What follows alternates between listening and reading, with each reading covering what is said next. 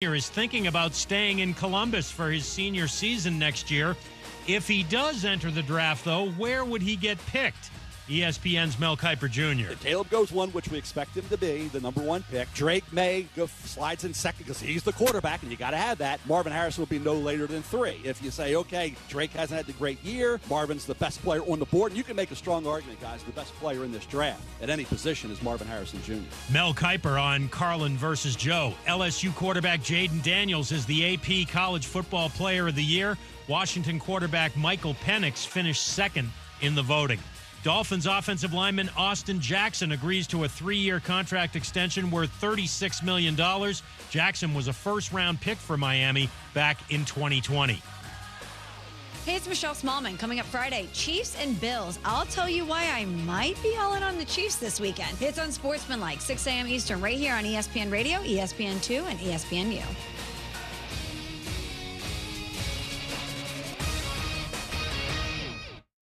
Matt Moscona. I'm very important. After further review. Say one more time. After further review with Matt Moscona. And here we go.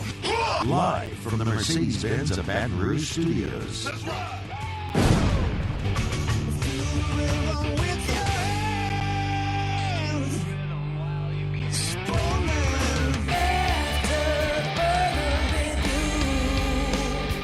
Welcome into a Thursday edition of After Further Review. Matt Musso filling in for Matt Moscona. Scone wheels up to NYC for the Heisman Trophy ceremony where Jayden Daniels, pretty much certainty here, will become LSU's 3rd Heisman Trophy winner on Saturday.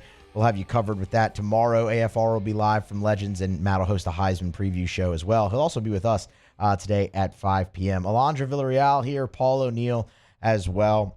And we have a lot to do. Plenty to talk about with the Saints. Mike Triplett will be here in his normal spot, 5:15. I feel like I could probably do about a whole hour with Mike today just because the Saints can't ever be normal, and this is really no different.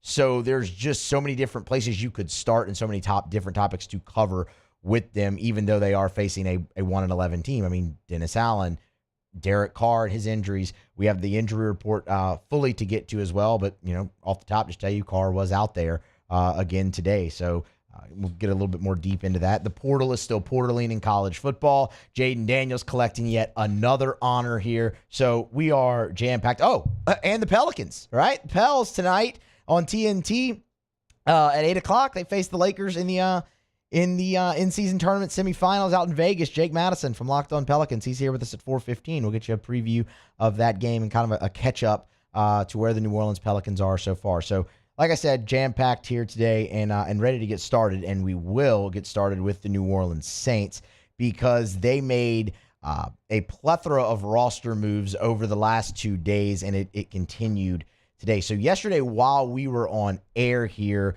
the Saints added linebacker Monty Rice, and then they also added PJ Mustipher from the Denver Broncos practice squad. They went and poached a player from Denver instead of Denver poaching a player from New Orleans. My, how the turntables, to quote the great Michael Scott.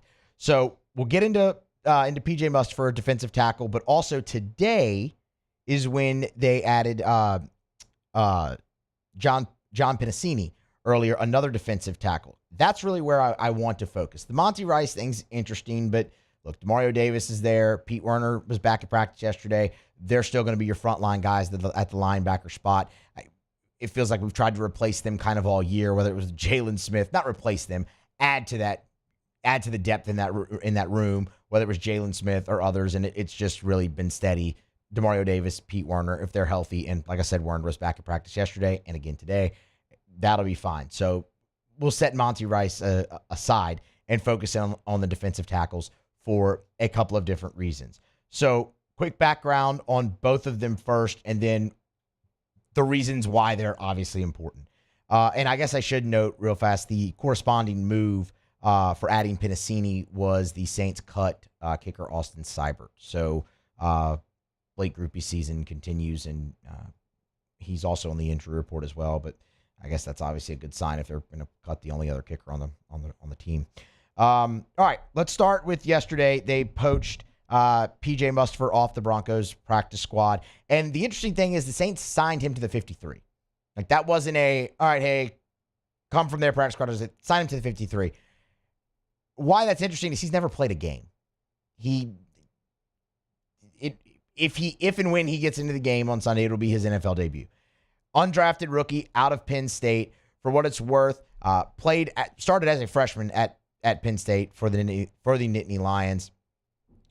Built slowly, was set for a breakout year his senior season, and it was cut short due to an injury, and then he goes undrafted. But he was one of the guys on the preseason award watch list, all of that.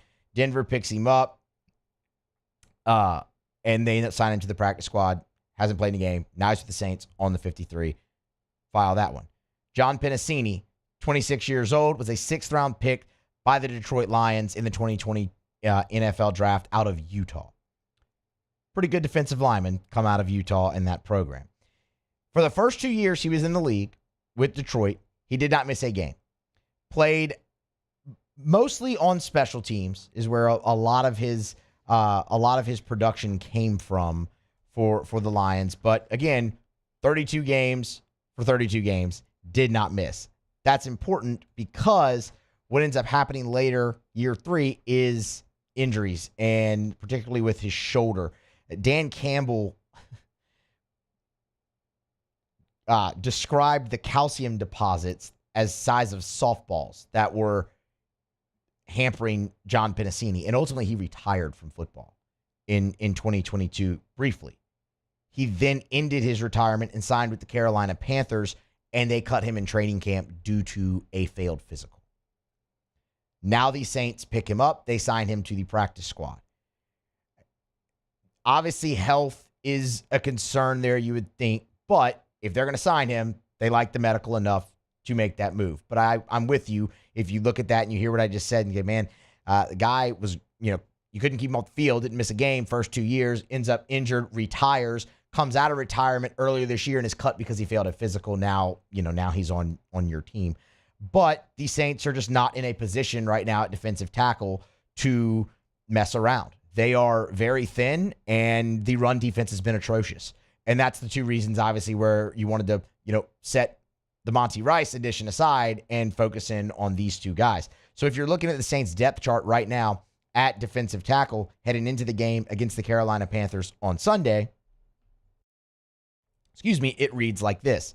You have Nathan Shepard, you have Colin Saunders, you have Brian Brzee, you have PJ Mustipher, Jack Heflin, and then John Pennicini. That's it. With Malcolm Roach on IR, and that's a big hit, losing Malcolm Roach. And Dennis Allen said earlier in the week, it was Monday afternoon, that Roach is probably going to require surgery on his injury too, so you probably don't have him the rest of the year.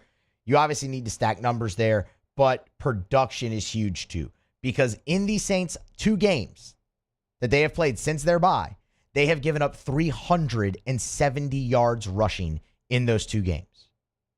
The days of us lauding the Saints rush defense and talking about the streak where they didn't allow a 100-yard rusher for 56 or whatever some odd games it was, those feel so distant. Like really most of the success for the Saints feels so distant. That's one of it. And the thing is, too, with New Orleans, is with the run game, it's been everything this year. Running backs have kind of taken a toll on them.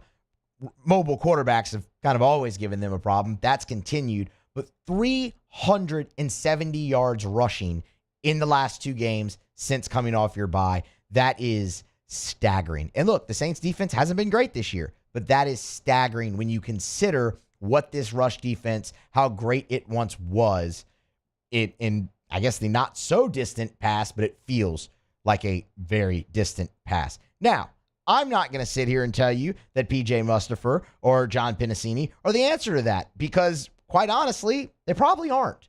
One of the guys has never played an NFL game, and the other one has not played an NFL game in 2021 and had to medically retire. Chances are they aren't the answer. But they're bodies that can rotate in there. You've gotten a good bit out of Brian Brzee. Cam Jordan should be healthier this week, obviously, than he was last week on the ankle. So hopefully you get a little bit more out of your defensive line and you can stuff the run. Now, again, I'm not going to sit here, blow smoke, and tell you that Carolina is some juggernaut rush offense. They're not. They average about 96 yards per game. But the offense in general for Carolina hasn't been good this year. When we had Mark Yarbrough on yesterday to preview that game, that was the whole conversation. When he was asked about Frank Reich being fired, when he was asked about anything to do, it came back to their offense not being good. But the one thing he did point to that they have been able to have success with has been running the football. Go back to the week 2 game against the New Orleans Saints. And remember where we were week 2 thinking about the Saints defense. It was, man, the offense is going to be slow to come along, but the defense has been pretty good so far. They look like the New Orleans Saints defense. That night, Carolina averaged 5 yards per carry on the ground. Now, it was spread out a little bit more. Bryce Young had a couple long scrambles to go in there. I think he had 30, 40 yards on just 2 carries, so that tells you that. Miles Sanders had a decent night. You didn't give up a 100-yard rusher, but through about 4 different guys, you gave up 5 yards per carry. And again, that was when we were like, hey, Saints defense, they're going to have to win with defense while the offense comes along. Now your defense is struggling, and specifically in the run game. Can you stop that? That's going to be huge, and you're very thin on the defensive front in doing so, and have brought in 2 guys with very limited experience to try and remedy that. The other part of that emphasizes the run game even more is something that Bryce Young said yesterday when he met with the media. Bryce Young has obviously been at the center of all the controversy, all the controversy is probably not the right word, but all the struggle. People want to point to him a lot with the struggle. And he mentioned that, now with the interim in there, how is he feeling in the offense? And his answer was surprising considering when you dig a little deeper. I definitely feel more comfortable just in the system, in the offense. Obviously, there's been change in movement, but it's still been the same system. So because of that, you get more comfortable. And also just in managing situations and, trying to be more efficient pre-snap and operation-wise. That was something especially, that back then week 2 that I think we've gotten a lot better. I've gotten a lot better at controlling. So I think those are some things. I don't think you expect Bryce Young to really say anything different than he feels more comfortable. I don't think he's obviously going to get up there and be like, yeah, I still don't feel comfortable in this. I feel lost or anything like that. But when you go and look at his numbers since Frank Reich has been fired, they're right on par with where he's been the rest of the year. I mean, the completion percentage, look, just in the last game, he completed less than 50% of his passes, did not throw a touchdown, threw an interception, and didn't throw for 200 yards. That's really right on par with everything. I mean, you go through it, 58 completion percentage, 194, 55%, 123, 55%, 185. It's all right there. So I'm not expecting Bryce Young to all of a sudden come out on Saturday, even though the Saints secondary has been a little leaky too, and just have this epiphany and be great. Running the football is going to be huge in this game for Carolina, and the Saints need to be able to stop it, and they're thin up front when trying to do that. We'll see if they can get it done, but that's where your game's winnable for New Orleans. Go stop the run, and you should be able to hold a Carolina offense down that's still just not very good regardless of a change at head coach. All right, we're going to grab a break. Come back on the other side. We're going to switch up to LSU football. Another honor for Jayden Daniels while he was on his way to collect an honor that he already won on the first stop of a tour where he's likely to collect the highest individual honor, I should say, in college football. We'll tell you about that next on the other side. Musso filling in for Moscona. This is After Further Review on a Thursday, presented by the Aesthetic Medicine and Anti-Aging Clinics of Louisiana. AFR.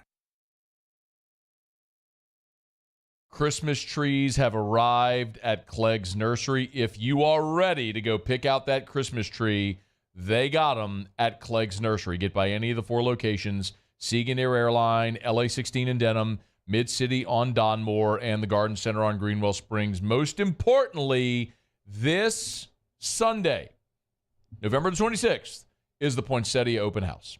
This Sunday, 10:30 to 1:30. It's at the Greenwell Springs location. Again, you can take pictures with Santa from 10:30 to 1:30. The event is from 10 to 2. 10 to 2. There's no photographer on site, by the way, so bring your own camera, but it's all free. You can write a letter to Santa. He'll mail it directly to the North Pole.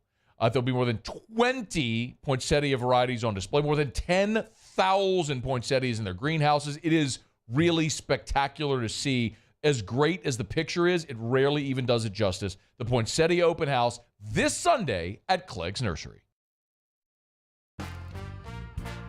Life in Louisiana is like a run-on sentence. A poem that doesn't rhyme. Life is here, now. For life's moments, big and small, always there. The right card, the right care. There it is, the extra mile, on the border of expected and extraordinary for those willing to go further, like vans customized for work or play, with safety and tech to keep you connected, supported by a 5-star sales, service, and finance team, and backed by the 1-star you know. So go the extra mile. It's never crowded, because so few have what it takes to go there. Mercedes-Benz Vans. Was a humid day, barefoot children play, looking for that summer shade, time just slips away. Oh, Louisiana, some kind of hold on me, like cypress stumps, your roots are planted deep inside of me. Hey, boat owners, check it out. It is the holiday season, which means it's time to buy yourself a gift by taking your boat to the next level with our friends at Front to Back Boat Service. Now is the perfect time to upgrade your boat and get it ready for that warmer weather, whether that's trolling motors, HD sonar, anything and everything. The Sherman family's been at it for 30 years, and Devin's going to take you through 30 more. Find them on Facebook at Front to Back Boat Service or go to fronttobackboatservice.com. Electricity is all around us, and our families depend on it. Every day is sparked by the power of a cold drink or a warm meal, a movie night, and a comforting light at the end of a dark hallway. From sunrise to sunset, playtime to bedtime, our team is ready to take care of your electrical needs. Even in the case of an after-hours emergency, the light in your life shines brighter with Mr. Electric. I've been doing business with Luba for 25 years. They're dependable, trustworthy. It's just the attention to detail with our clients. Our folks have years and years of experience. They're highly trained professionals. But many companies have that asset. What I'd like to think makes Luba a bit different is that we use those talents in a way that truly is dedicated to serving.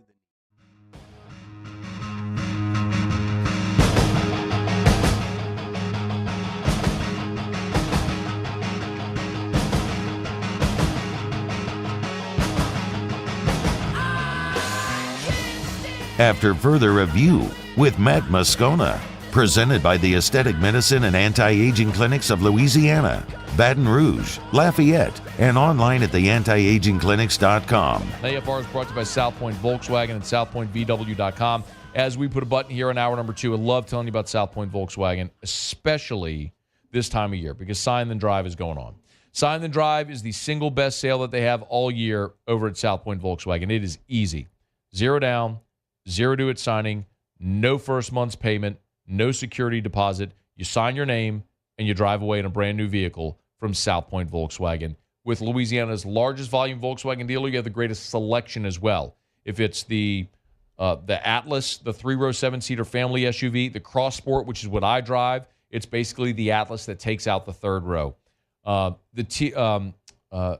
Taos, which is the fun-sized SUV. You can test drive one today. All of the different models they've got in there at South Point Volkswagen. The Tiguan, the ID4. Check it out today at South Point Volkswagen. Airline just north of Highland or online at southpointvw.com. South Point Volkswagen, what's your direction? All right, the list of awards for Jayden Daniels just continues to grow, as we all expect. I mean, the guy can't even get to one place to accept an award without being given another one. Not a bad place to be.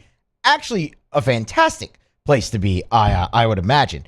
So today, Jayden Daniels was on his way to, obviously, the Heisman Trophy ceremony in New York, but pit stop planned before that in Baltimore, Maryland, to received the Johnny Unitas Golden Arm Award, which Daniels won last week. In the midst of all of that, Jayden Daniels was awarded the AP's College Football Player of the Year award. Now, again, not surprising, right? The AP voted him SEC Player of the Year. The coaches voted him SEC Player of the Year, Offensive Player of the Year, I should say. All of that expected. So this is too. The margin, though, I do want to talk about that Jayden Daniels won this award a little bit. And then I want to get into a little bit of a bigger picture. So Daniels received 35 of the 51 first place votes. So it's the top 25 voters who vote on this. Everybody who in the AP who contributes to the top 25 poll each week,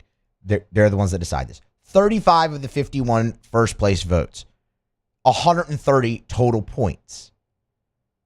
Michael Penix from Washington finished second and was a whole 15 first. He was a whole 20 first place votes behind with 15 and just 97 points. Landslide for Jayden Daniels. Bo Nix was third for what it's worth. Marvin Harrison fourth. Ollie Gordon, the great running back from Oklahoma State, fifth. Nix received the other first place vote for what it's worth. So when you put it all together, you were short one. He received it. It again strengthens the case that Jayden Daniels is going to win the Heisman on Saturday. And that's kind of where I wanted to pivot when looking at the bigger picture. Because, look, there's nothing that I can sit up here and tell you and say that hasn't already been said about Jayden Daniels before this year. We've all watched it. We've all witnessed what he's done. We've all marveled at what he's done.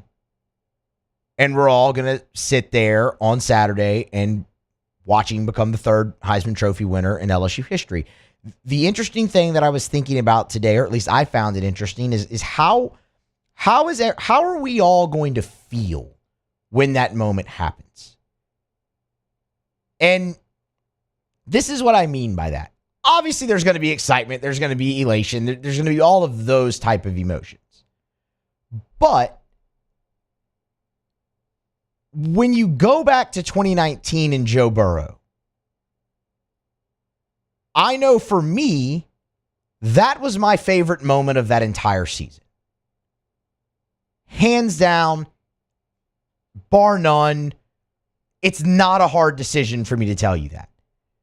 That was my favorite moment. Not 3rd and 17, not the win over Alabama. That was great. Not winning the national championship. Joe Burrow winning the Heisman Trophy that night, his speech, all of it, that was my favorite moment of that season. And it's pretty easy why.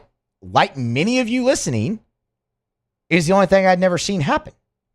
I'd seen LSU beat Alabama before.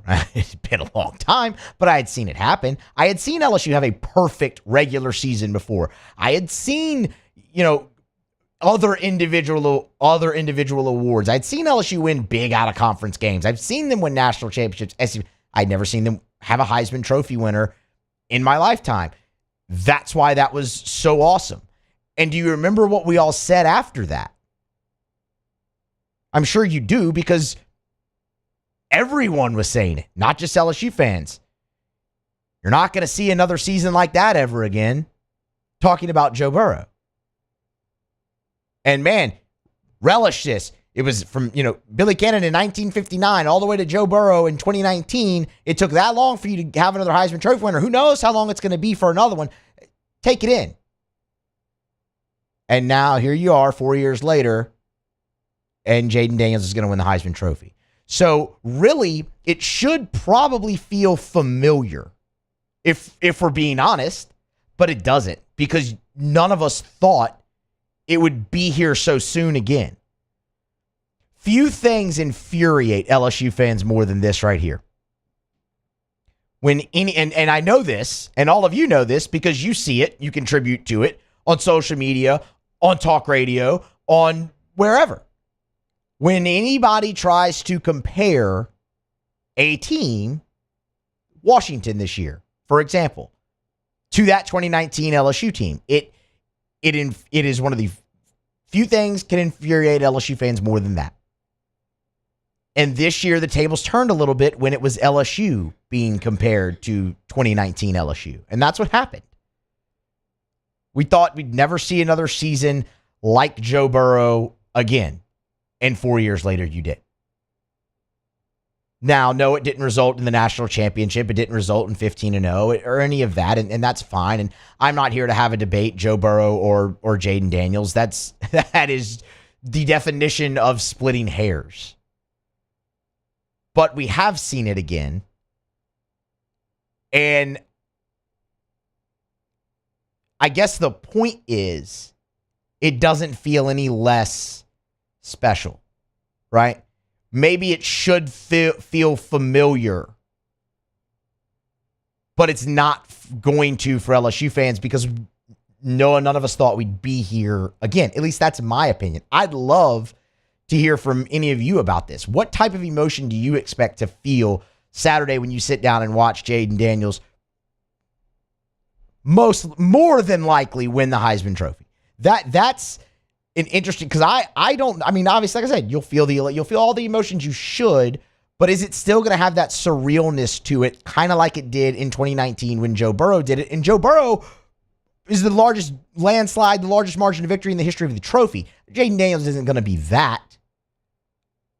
But just because you're back so soon, does it still have that surrealness? I think for me, it will.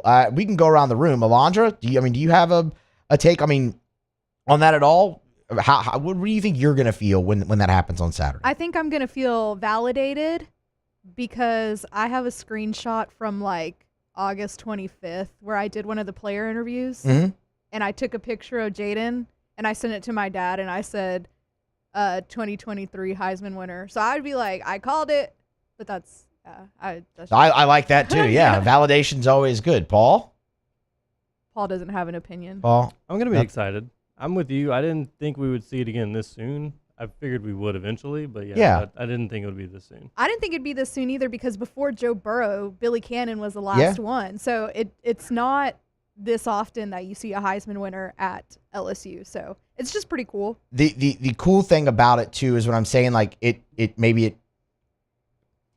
maybe some would think it should feel familiar. It's not going to any of us here just because you're back so soon.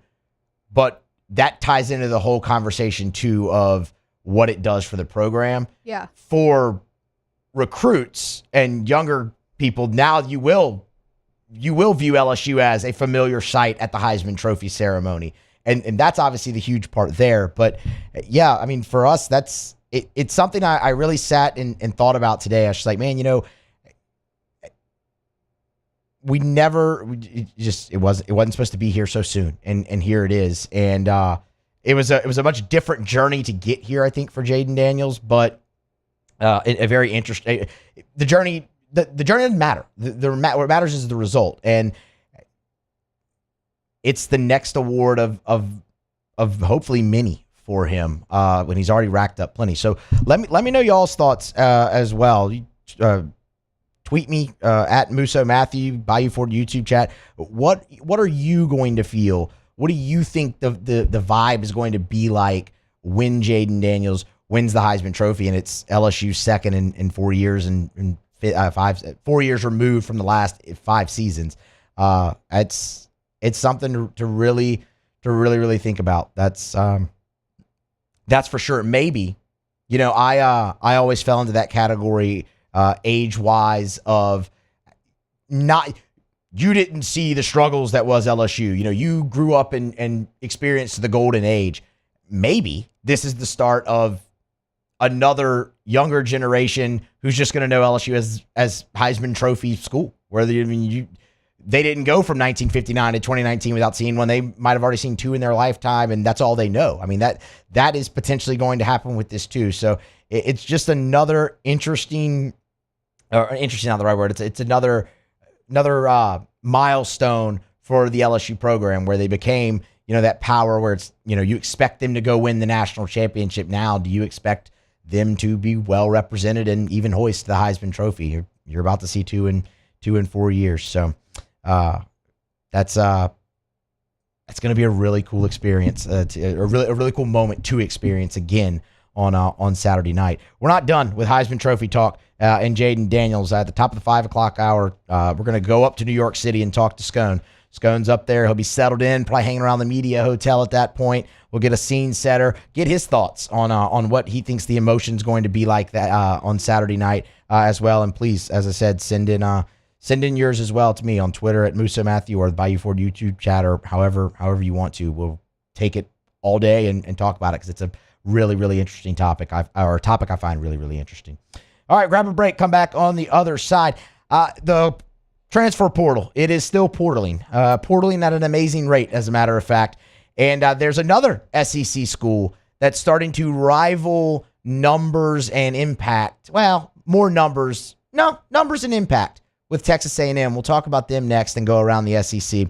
It's Thursday's AFR, presented by the Aesthetic Medicine and Anti-Aging Clinics of Louisiana. Stay here.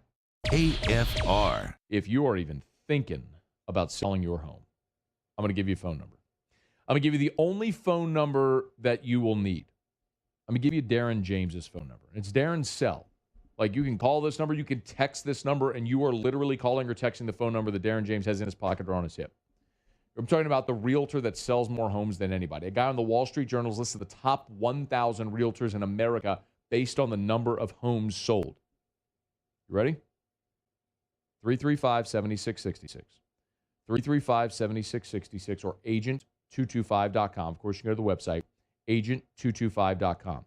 If you need to sell your home, you need to maximize your return on the home, you want a hassle-free, pleasant experience, you need Darren James. 335-7666 or agent225.com. If you need to sell your home, you need Darren James. Agent225.com. Think real estate, think Darren James. Bayou Chrysler Dodge Jeep Ram has $20,000 off MSRP on new 23 Ram 1500 trucks. $20,000 off plus no payments for 90 days on new 23 Ram 1500 trucks. All with Bayou's 1 million mile warranty. The crew at Bayou Automotive is going to do right by you. The world's leaders in obesity research, obesity medicine, and obesity science are right here. We're doing something that no one's ever done or trying to answer a question that no one's ever asked before. Pennington is a real jewel when it comes to research. We are finding the solutions to the world's worst chronic disease, which is obesity. Louisiana needs Pennington Biomedical. Gulf Coast Bank and Trust is giving our customers the power to bank anywhere, anytime during this challenging event. And we're right there with you. Our mobile banking app is a smart way to manage your money and time. Gulf Coast Bank and Trust, the bank that cares about you. Dylan Cruz here to tell you about Six Rings Baseball and Softball Camp. If you live on the North Shore and play ball, go to Six Rings Camps with former LSU assistant coach Dan Canaveri. His knowledge is second to none, and your child will improve and have fun doing it. Camps were held at Coquille Park and Six Rings Academy in Covington with 4 sessions over the summer. Full day and morning only sessions are available from ages 7 to 13. Go to sixringsbaseball.com or call 985-206-9096. Learn the game to love the game. There it is, the extra mile, on the border of expected and extraordinary, for those willing to go further, like vans customized for work or play, with safety and tech to keep you connected, supported by a 5-star sales, service, and finance team, and backed by the 1-star you know. So go the extra mile. It's never crowded, because so few have what it takes to go there. Mercedes-Benz Vans. Hey, boat owners, check it out. It is the holiday season, which means it's time to buy yourself a gift by taking your boat to the next level with our friends at Front to Back Boat Service. Now is the perfect time to upgrade your boat and get it ready for that warmer weather, whether that's trolling motors, HD sonar, anything and everything. The Sherman family's been at it for 30 years, and Devin's going to take you through 30 more. Find them on Facebook at Front to Back Boat Service or go to fronttobackboatservice.com. Electricity is all around us, and our families depend on it. Every day is sparked by the power of a cold drink or a warm meal, a movie night, and a comforting light at the end of a dark hallway. From sunrise to sunset, playtime to bedtime, our team is ready to take care of your electrical needs, even in the case of an after. I got to tell about 3 three bad brothers you know so well. It started way back in history with that Rob and me. Mike D.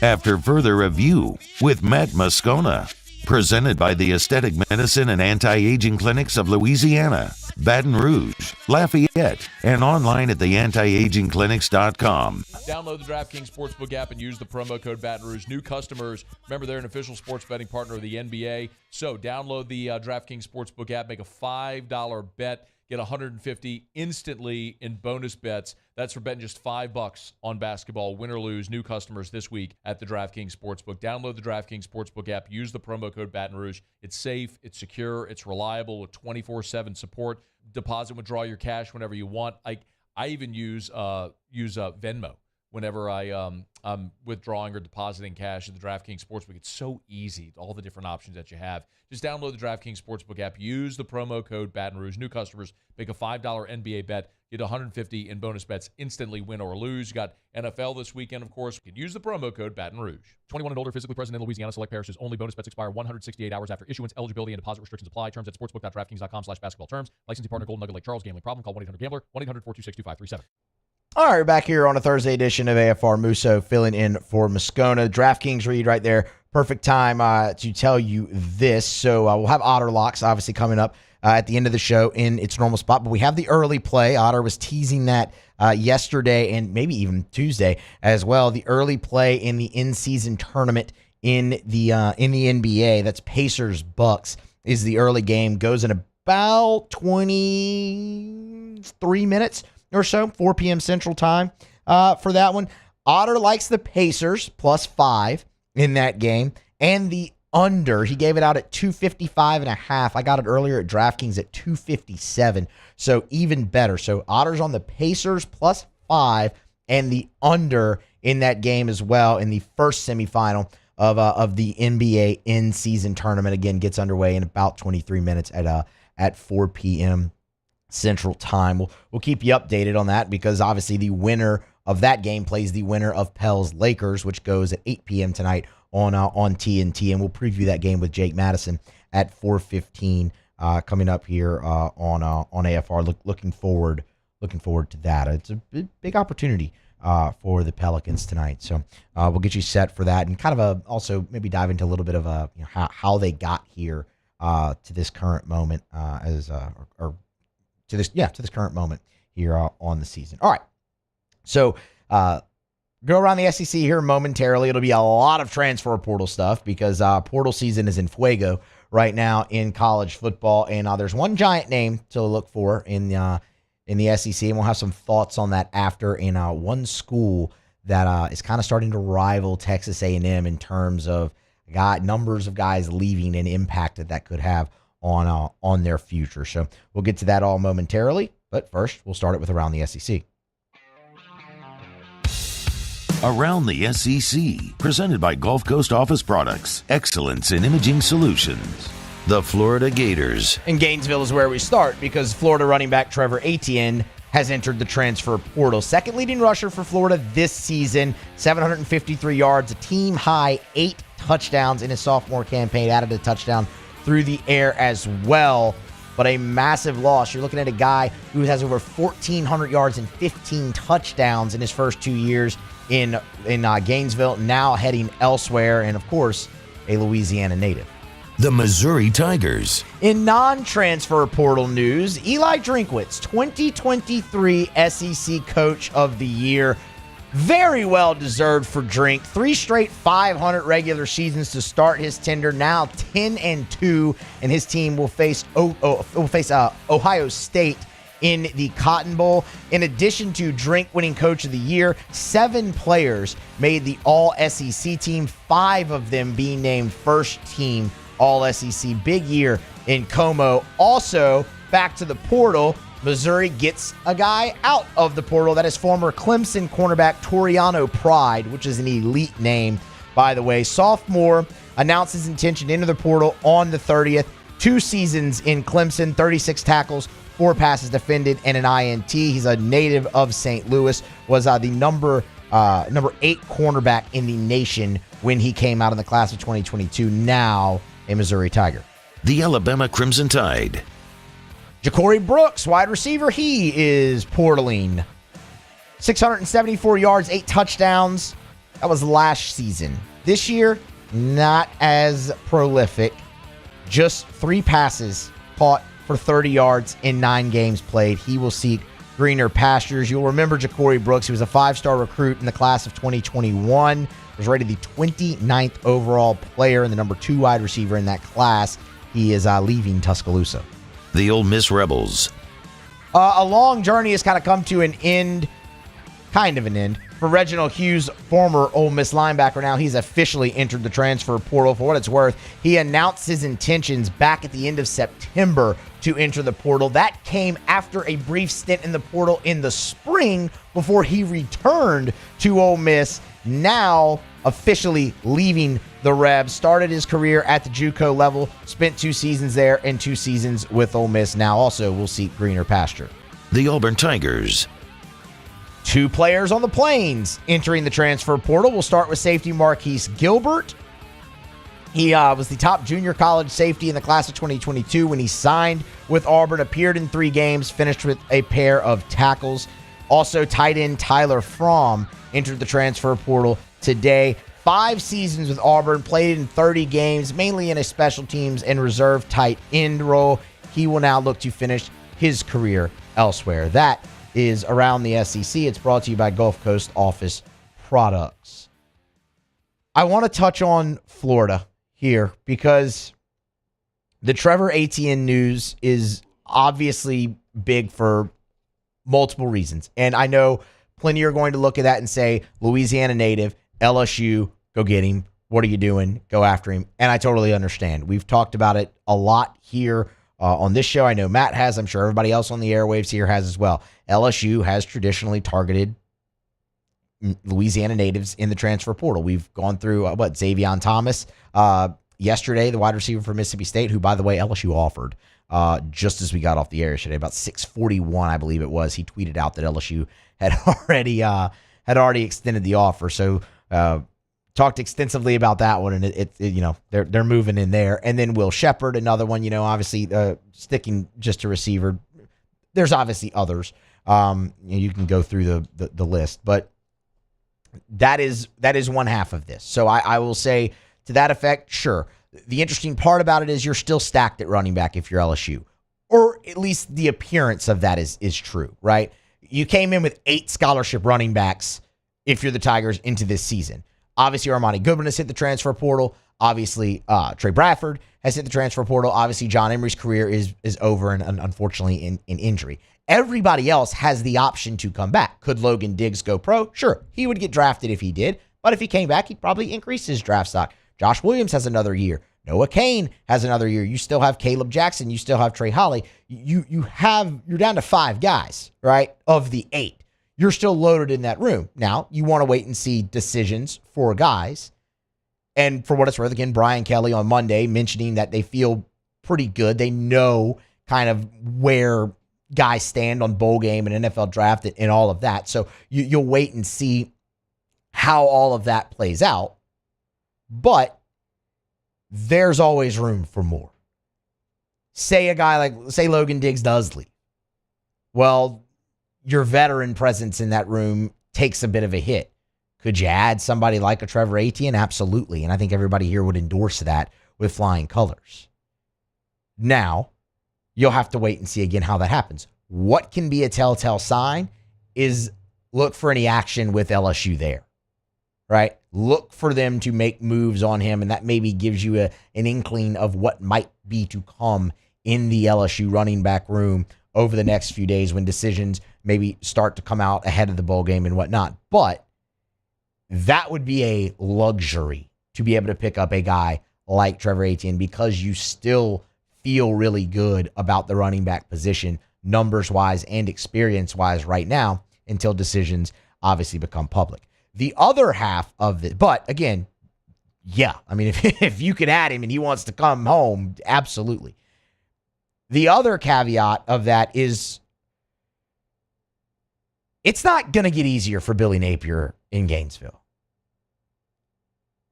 Nick Delatorre pointed this out after the ATN news, that now 10 players from Napier's first signing class at Florida. And I get it. He inherited a lot of it. It wasn't the guys that he himself went out and recruited. He didn't build that class. I understand that part of it. But when he got there, he had to re-recruit all of them to stay.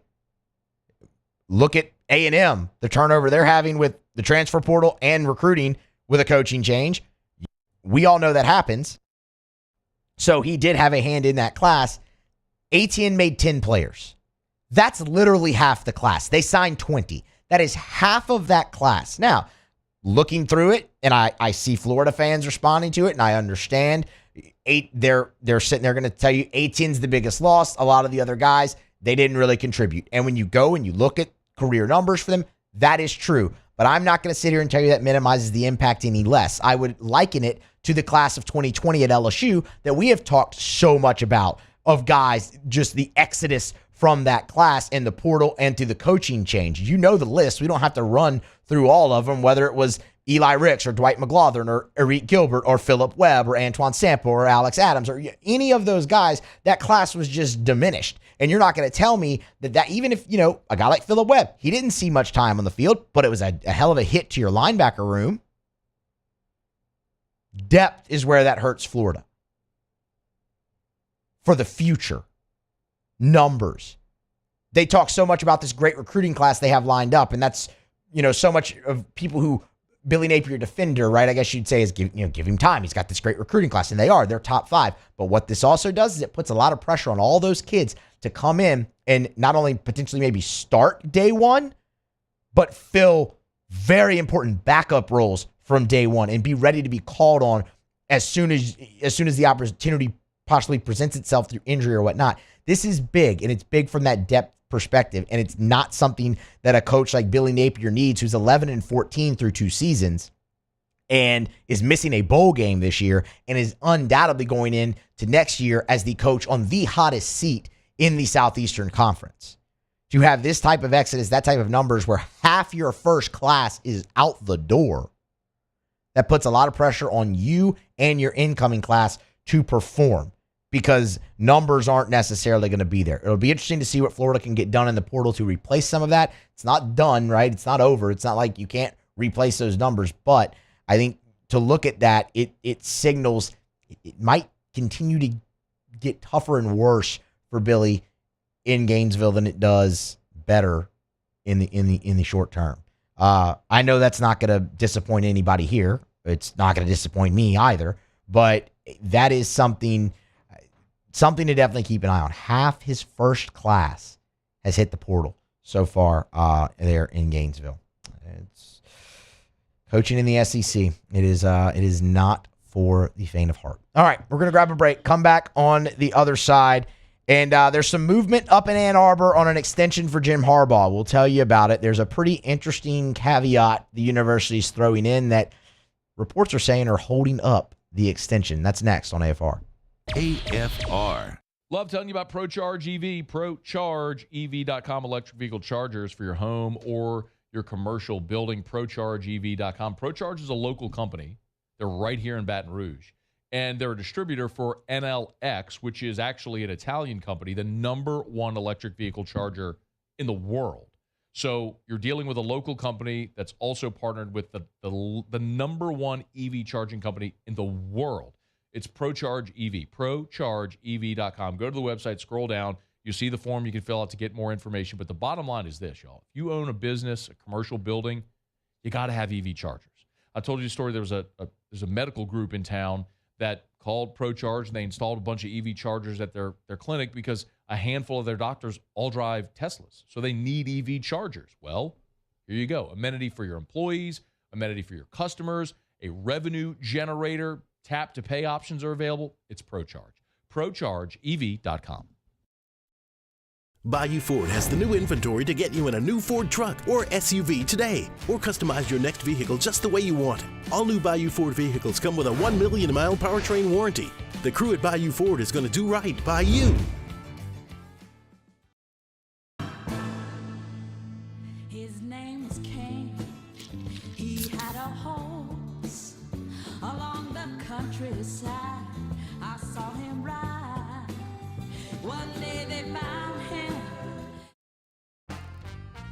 Life in Louisiana is a song. A symphony of sound, colors, and movement. Life is here, now.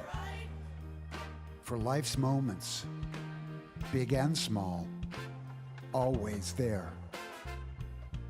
The right card, the right care.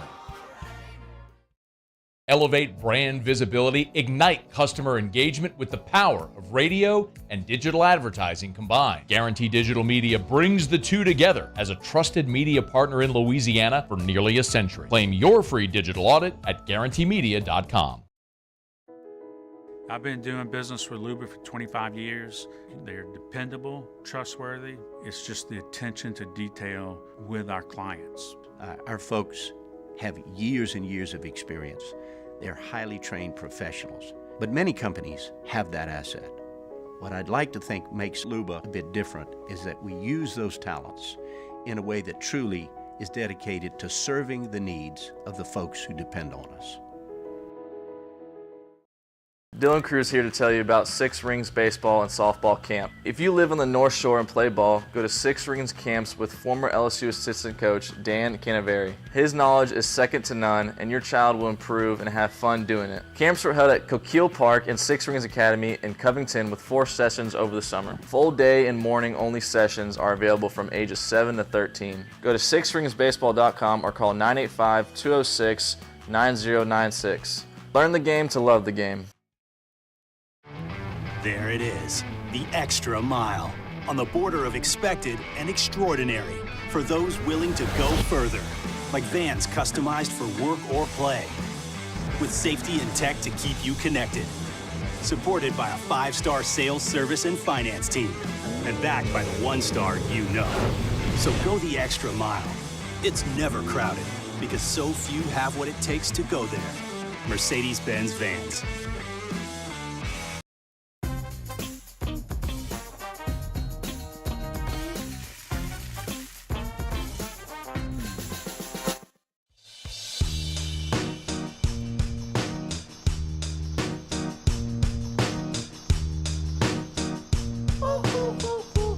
After further review with Matt Moscona, presented by the Aesthetic Medicine and Anti-Aging Clinics of Louisiana, Baton Rouge, Lafayette, and online at theantiagingclinics.com. Folks, the news cycle out of Ann Arbor, Michigan this year has just been wild. What a roller coaster that has been. And all in all, through it all, they've went to their third straight appearance in the college football playoff. They'll look to win their first game in the college football playoff in any of those appearances when they face Alabama on New Year's Day in the Rose Bowl. But the news cycle, let's go back in not even the Wayback Machine. Let's just go back a little bit to the beginning of the year. Jim Harbaugh suspended for the first 3 games, right? NCAA violations. He comes back. Then you have the sign stealing cheating scandal with Connor Stallions dressing up on the sidelines as just other assistant coaches or videoing or stealing signs or whatever he was really doing. They don't really care. I actually found that entire thing hilarious. But he gets suspended for 3 more games on that. They were going to sue the Big Ten. The NCAA still hasn't actually let all that lie. Now he's back once again, and now there's an extension in the works. And that shouldn't be at all surprising for a couple of reasons. Number one, Adam Rittenberg was on this show and mentioned that, that might have been in October. It runs together. I think that was back in October.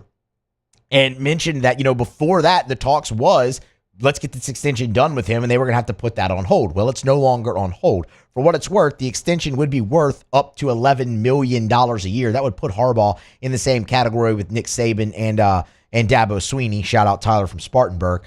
That's one thing. Now, for him to get that, there's an interesting caveat that Michigan is wanting to put in this extension, and I don't blame them, but I'm most interested to see if it can actually derail the entire thing. So Richard Johnson from Sports Illustrated is who had this report first about the extension.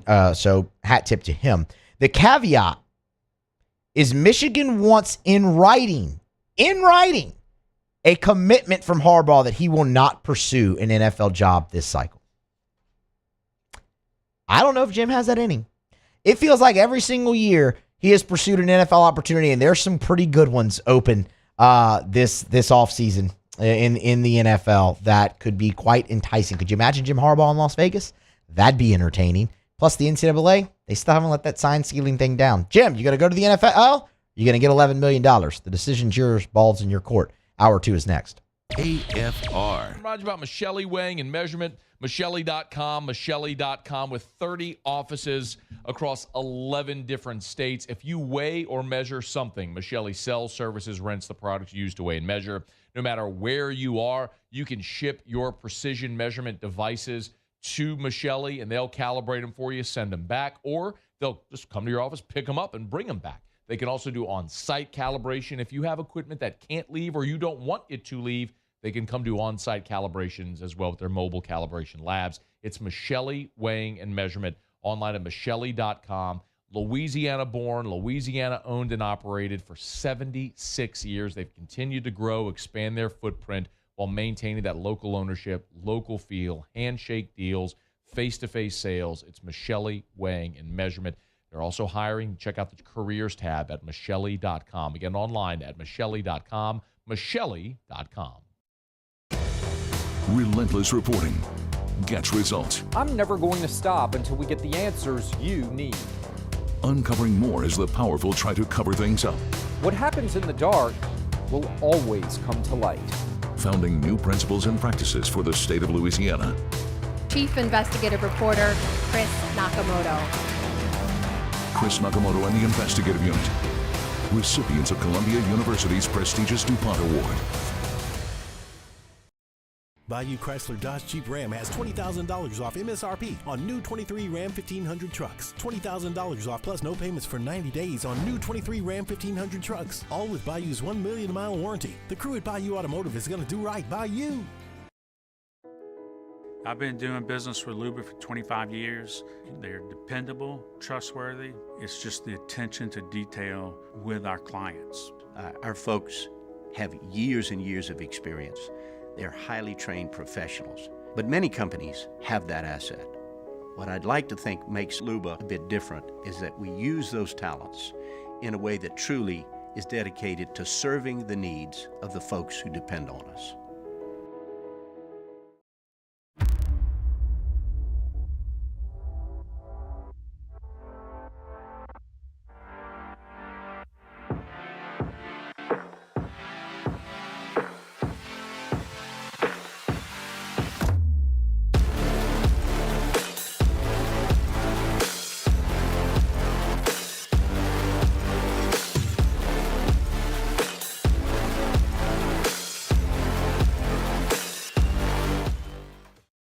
Hey, boat owners, check it out. It is the holiday season, which means it's time to buy yourself a gift by taking your boat to the next level with our friends at Front to Back Boat Service. Now is the perfect time to upgrade your boat and get it ready for that warmer weather, whether that's trolling motors, HD sonar, anything and everything. The Sherman family's been at it for 30 years, and Devin's going to take you through 30 more. Find them on Facebook at Front to Back Boat Service or go to fronttobackboatservice.com.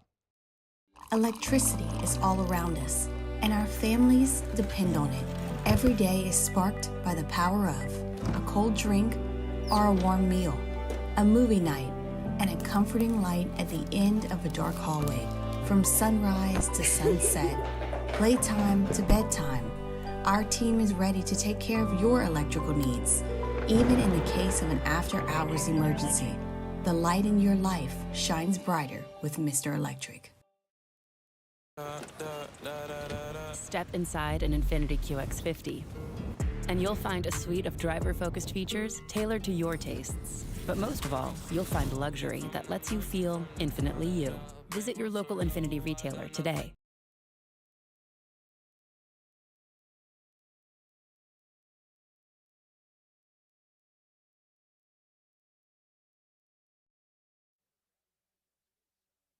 This is SportsCenter.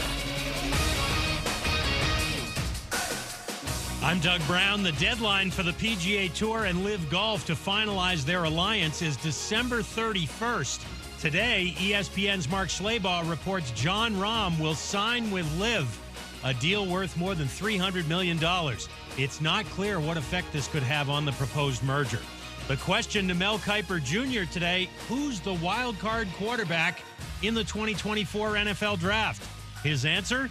Michigan's J.J. McCarthy. You haven't had that opportunity to really see him over a period of time go out and look like a wow quarterback, okay? He has the talent, he's got the mindset, the competitiveness, the desire to be great. Jim Harbaugh loves him. He's just, for me, I'd like to see more. Mel Kiper Jr. on Carlin versus Joe. Florida running back Trevor Etienne enters the transfer portal. He led the Gators with 8 rushing touchdowns this season. The NBA in-season tournament semifinal doubleheader in Las Vegas today. Coverage already underway on ESPN TV and radio. Bucks and Pacers, followed by the Lakers and the Pelicans. Hey, it's Michelle Smallman. Coming up Friday, Chiefs and Bills. I'll tell you why I might be all in on the Chiefs this weekend. It's on Sportsmanlike, 6 a.m. Eastern, right here on ESPN Radio, ESPN2, and ESPNU.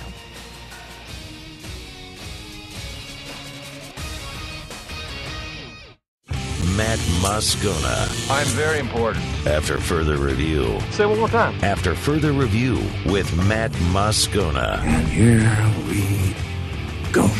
Live from the Mercedes-Benz of Baton Rouge Studios. Let's ride.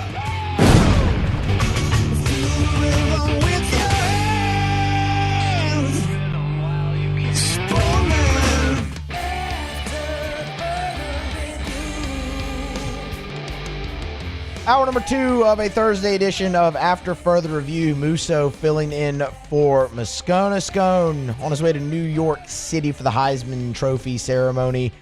He will be with us at the top of next hour, though, to kind of set the scene and preview the occasion a little bit as well. So until then, I'm driving you home here. He'll be back tomorrow, obviously, as well, hosting the show from New York. Alondra Villarreal here, Paul O'Neill here as well. A lot of Thursday fill-ins for me, I feel like. At least the last, I know, let's see, Thursday of the Ole Miss game. I did last Thursday and Friday. Yeah? Yeah. I couldn't be here for that. Yeah. And I know Paul was out Paul, yeah. Paul was being lazy all week. Paul was out Monday and Tuesday. That's what I was saying, 2 days? What are we doing? Golly, Paul. Clean it up over there. But yeah, and then lazy. Matt was out the Thursday of Ole Miss week. I filled in then. Yes. I don't think you did the show. I did one day. Did you do that one? Okay, I don't know. And then the Florida week that Thursday as well. And now here another Thursday. Yeah. So I guess Thursday's just Thursday's the day. Thursday. So look, 1 hour down on this Thursday of the fill-in, and we're gonna. Hey, there's nothing wrong with Thirsty Thursday over there. Right? No, I agree. It's an elite day. I will one be of the best days of the week. In Thursday, yes, Thursday absolutely, one of the best days of the week. But we still have a lot to get to here on this Thursday. Going to get to the Saints injury report here momentarily. Jake Madison in the next segment to preview Pell's Lakers in the in-season tournament. Semifinal number 1 of that just set to get underway. If you haven't already, Otter gave out Pacers +5 in the under in that game as his early picks. Otter Locks will come along to wrap the show. Scone, again, like I said, top of next hour, and Mike Triplett in his normal spot. All right, let's talk Saints-Panthers injury report here because it's out. We touched on some of it briefly for you in the first segment, but really focused in on some on the game and on roster moves for New Orleans there. Deeper look at the injury report. We'll start with your New Orleans Saints. And it's not much change, but there are some important ones to go through. Cam Jordan, we'll start there. With the ankle, very limited, obviously, last week against I'm drawing a blank. Against the Lions, excuse me. Yes. Yeah, that's what happens when you kind of check out a little bit of that game and tune back in later. Cam Jordan, ankle. Very limited last week against the Lions. Did not practice yesterday, upgraded to limited. And for what it's worth, a defensive coordinator earlier also mentioned that they expect a larger role for Cam Jordan this week. The snap counts only increase. So that's big, and that ties back into the conversation that we had in the first segment of the show with the Saints needing to definitely stop the run this week against Carolina. So good news there. Eric McCoy, your center, was limited yesterday with a shoulder, full participant today. That's obviously great news. Ryan Ramczyk, also along the offensive line, limited yesterday with his, non-injury vet rest day off, but also a knee is what he's listed as with today, but from limited to full participant. That's big. The not so great news is Chris Olave did not practice, and that is illness related. Hopefully they can cure that illness and he's ready to go on Sunday, because receiver for the New Orleans Saints right now is, I think calling it a mash unit would be kind, because Rashid Shaheed did not practice again today. His status definitely up in the air there. Taysom Hill, maybe not necessarily receiver, but just has been so key for you on offense. Also did not practice today for the second straight day in a row with a foot and a left hand. His status up in the air. I want to come back to that. And, of course, Michael Thomas remains out and tweeting from his couch. So that is definitely not a spot you want to be any weaker at. If you're looking at Chris Olave, you want him to be nursed back to health as soon as possible. Hopefully the illness isn't too serious and you can get him back. And, of course, look, his impact was felt greatly in the first matchup between the Saints and the Carolina Panthers. Back to Taysom Hill. Taysom Hill not practicing in the last 2 days is very concerning to me, because while Derek Carr was out there and by all accounts looked good again today, and by all accounts will most likely clear the concussion protocol and will play in this game, he's not going to be 100%. And look, we'll get the very latest on that when we visit with Mike Triplett at 5:15. But Derek Carr's not going to be 100%. And I can probably hear the groans, or I can hear the probable groans from many of you listening about, who cares if he's 100%? He hadn't been good anyway. And that's justified. That's fair. But when you consider this is the second concussion in 3 games, now there's a rib injury on top of that, and he's still dealing with the sprained AC joint. Like, when you look at this injury report, Derek Carr is listed as concussion, rib, right shoulder.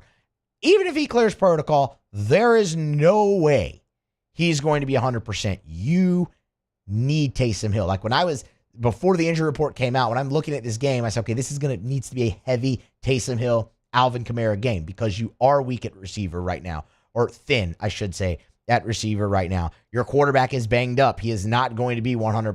Jameis Winston, God bless him, when he's been called into action in very tough spots, has produced for you and done some nice things, but it's been the mixed bag that Jameis Winston is. That's just what he is.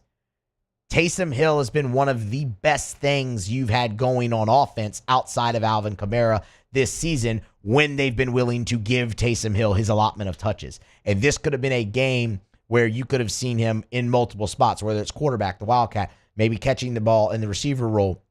And for him to not practice the last 2 days, that's very concerning for me. And that is outside of, obviously, Derek Carr, who's your starting quarterback. Taysom Hill, for me, is probably the most important person on this injury report right now, just because of what he's meant to you. So keep an eye on that as we go forward. Again, did not practice. Kendre Miller for the second day didn't practice. Isaiah Foskey for the second day did not practice. Other than that, you had a bunch of limiteds, like Pete Warner was limited again today. Andrews Pete limited again. Jawan Johnson limited again. Blake Groupie, once again, a full participant. So it's a lengthy injury report, but you did see some improvement on it if you're the New Orleans Saints. Just need to get Taysom Hill in my take back up there. For the Panthers, just one DNP. That was defensive end Deshaun Williams.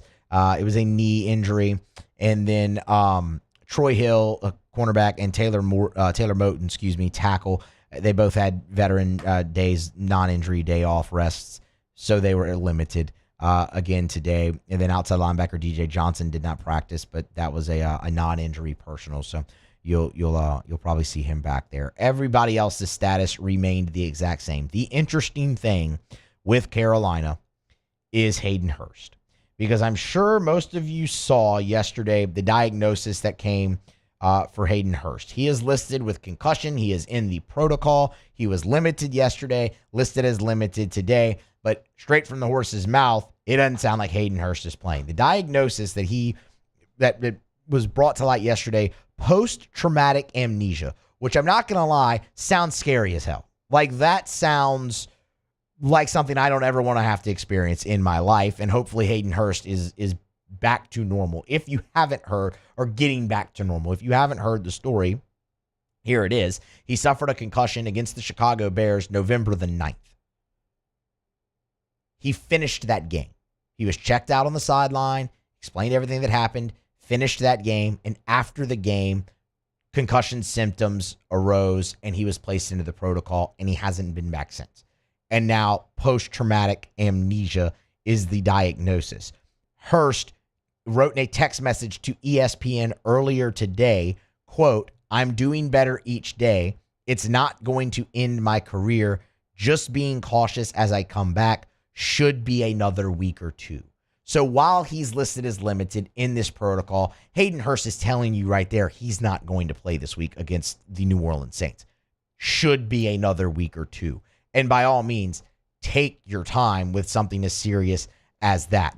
When the question's being asked, is it going to end your career? And good news for him, it's not. But when the question's being asked, it's obviously serious there. His father, for what it's worth, Jerry Hurst, is the one who announced that news yesterday. He wrote it on Twitter and or X, and noted that it was an independent neurologist that diagnosed Hayden Hurst with the post-traumatic amnesia. Now, that's a weapon for the Panthers, obviously, that you're not going to have to see, but the medical issue there, obviously, a little bit more pressing. For what it's worth, the NFL did release a statement as well. They told Pro Football Talk kind of about it, about the situation and how, look, the symptoms, he went through concussion testing on the sideline. That's why he was allowed to finish the game. The symptoms arose after. That's not uncommon, and he was rightfully immediately put in the protocol. So the NFL, no need for investigation on their part on it. They're happy with the way it was settled.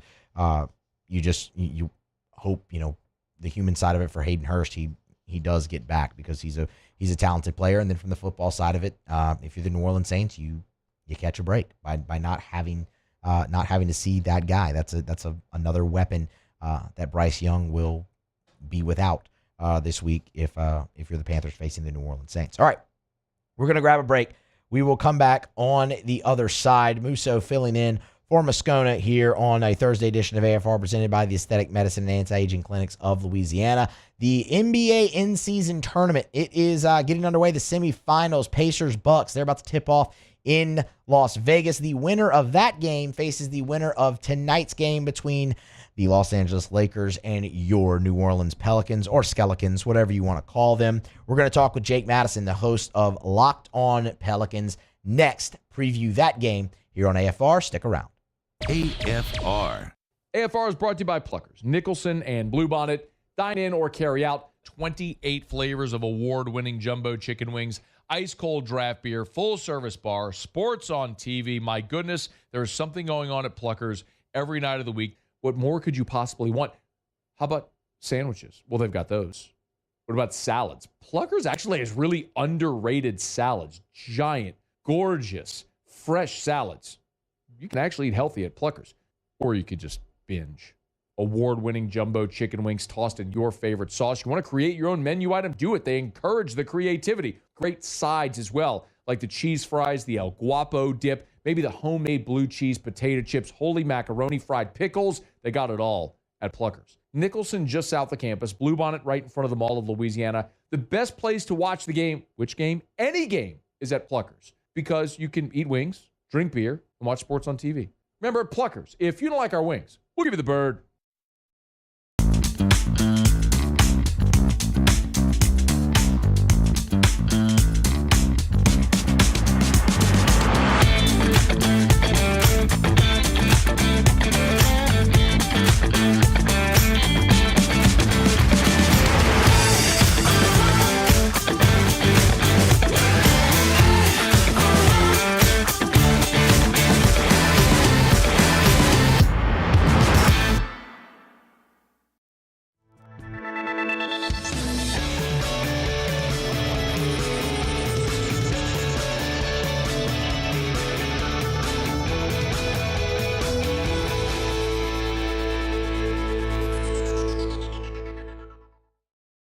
Hey, it's Matt Moscona. For years, you've heard me tell you about Insurance Network of Louisiana, helping you find better coverage for less money. But it's not just for your home and auto. They also offer commercial property. So, retail stores, professional offices like doctors, dentists, attorneys, clothing boutiques, Insurance Network of Louisiana can find you better coverage for less money. They service the entire state of Louisiana, and they're local. So call today at 293-0450 or lainsurance.net.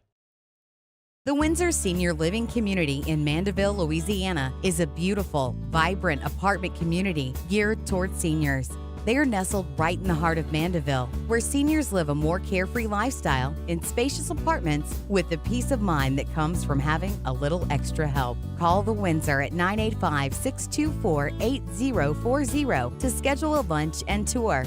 Come see how the Windsor can be your passport to peace of mind. I've been doing business with Luba for 25 years. They're dependable, trustworthy. It's just the attention to detail with our clients. Our folks have years and years of experience. They're highly trained professionals. But many companies have that asset. What I'd like to think makes Luba a bit different is that we use those talents in a way that truly is dedicated to serving the needs of the folks who depend on us. Dylan Cruz here to tell you about Six Rings Baseball and Softball Camp. If you live on the North Shore and play ball, go to Six Rings Camps with former LSU assistant coach Dan Canaveri. His knowledge is second to none, and your child will improve and have fun doing it. Camps were held at Coquille Park and Six Rings Academy in Covington with 4 sessions over the summer. Full day and morning only sessions are available from ages 7 to 13. Go to sixringsbaseball.com or call 985-206-9096. Learn the game to love the game. At Relief Windows, we're more than windows. We're windows, doors, hardy plank, and vinyl siding. But our number one product is always customer.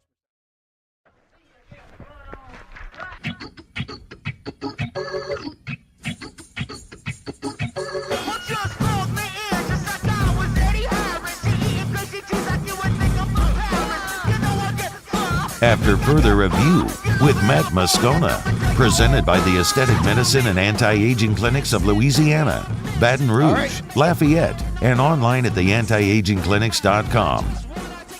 Tonight, out in the desert, Las Vegas, Pels in-season tournament semifinals. They face a familiar foe out of the Western Conference, the Los Angeles Lakers, and one that these two franchises, they've been linked plenty in recent years, whether it be trades, who won those trades, a sweep for the Pelicans, and the Lakers getting revenge last week, draft picks, all of that. And tonight, of course, the new in-season tournament with a trip to the finals on the line.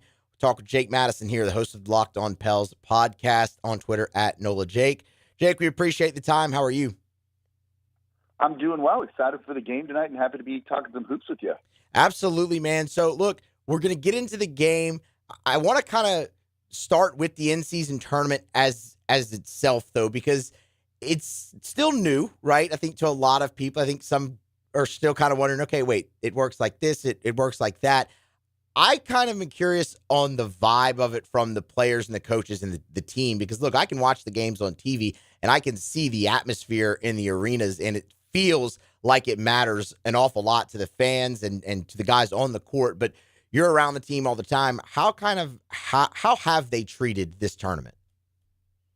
Yeah, they've been taking this very seriously, and I think you're seeing that not just with the Pelicans, but around the NBA as a whole, which is why, for an in-season tournament that's essentially just doubling up on regular season games and making them a little bit more meaningful here, this is actually a big prize that the Pelicans could potentially go and win. If every team is taking it seriously and a little bit more seriously than the regular season, you win that says something about you. And so the Pelicans have been very much the same with this. They would like to win this.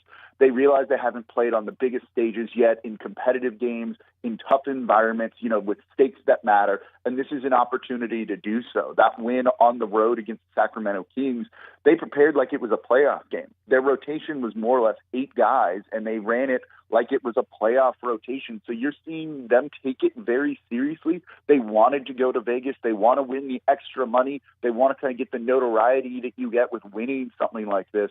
So expect them to take this game, the same type of preparation, very seriously going into it. You mentioned the rotation against the Kings, and that is somewhere I wanted to go, and it ties into the depth. And We've heard about the depth on the Pelicans for a lot of years now because they have been really, really deep. They've needed to be with a lot of the injuries that they've had. The rotation came into question, though, mainly because of Jordan Hawkins averaging 13 and not playing in that game. Anything there, or is it just kind of what you said? They were treating it like they would a postseason game.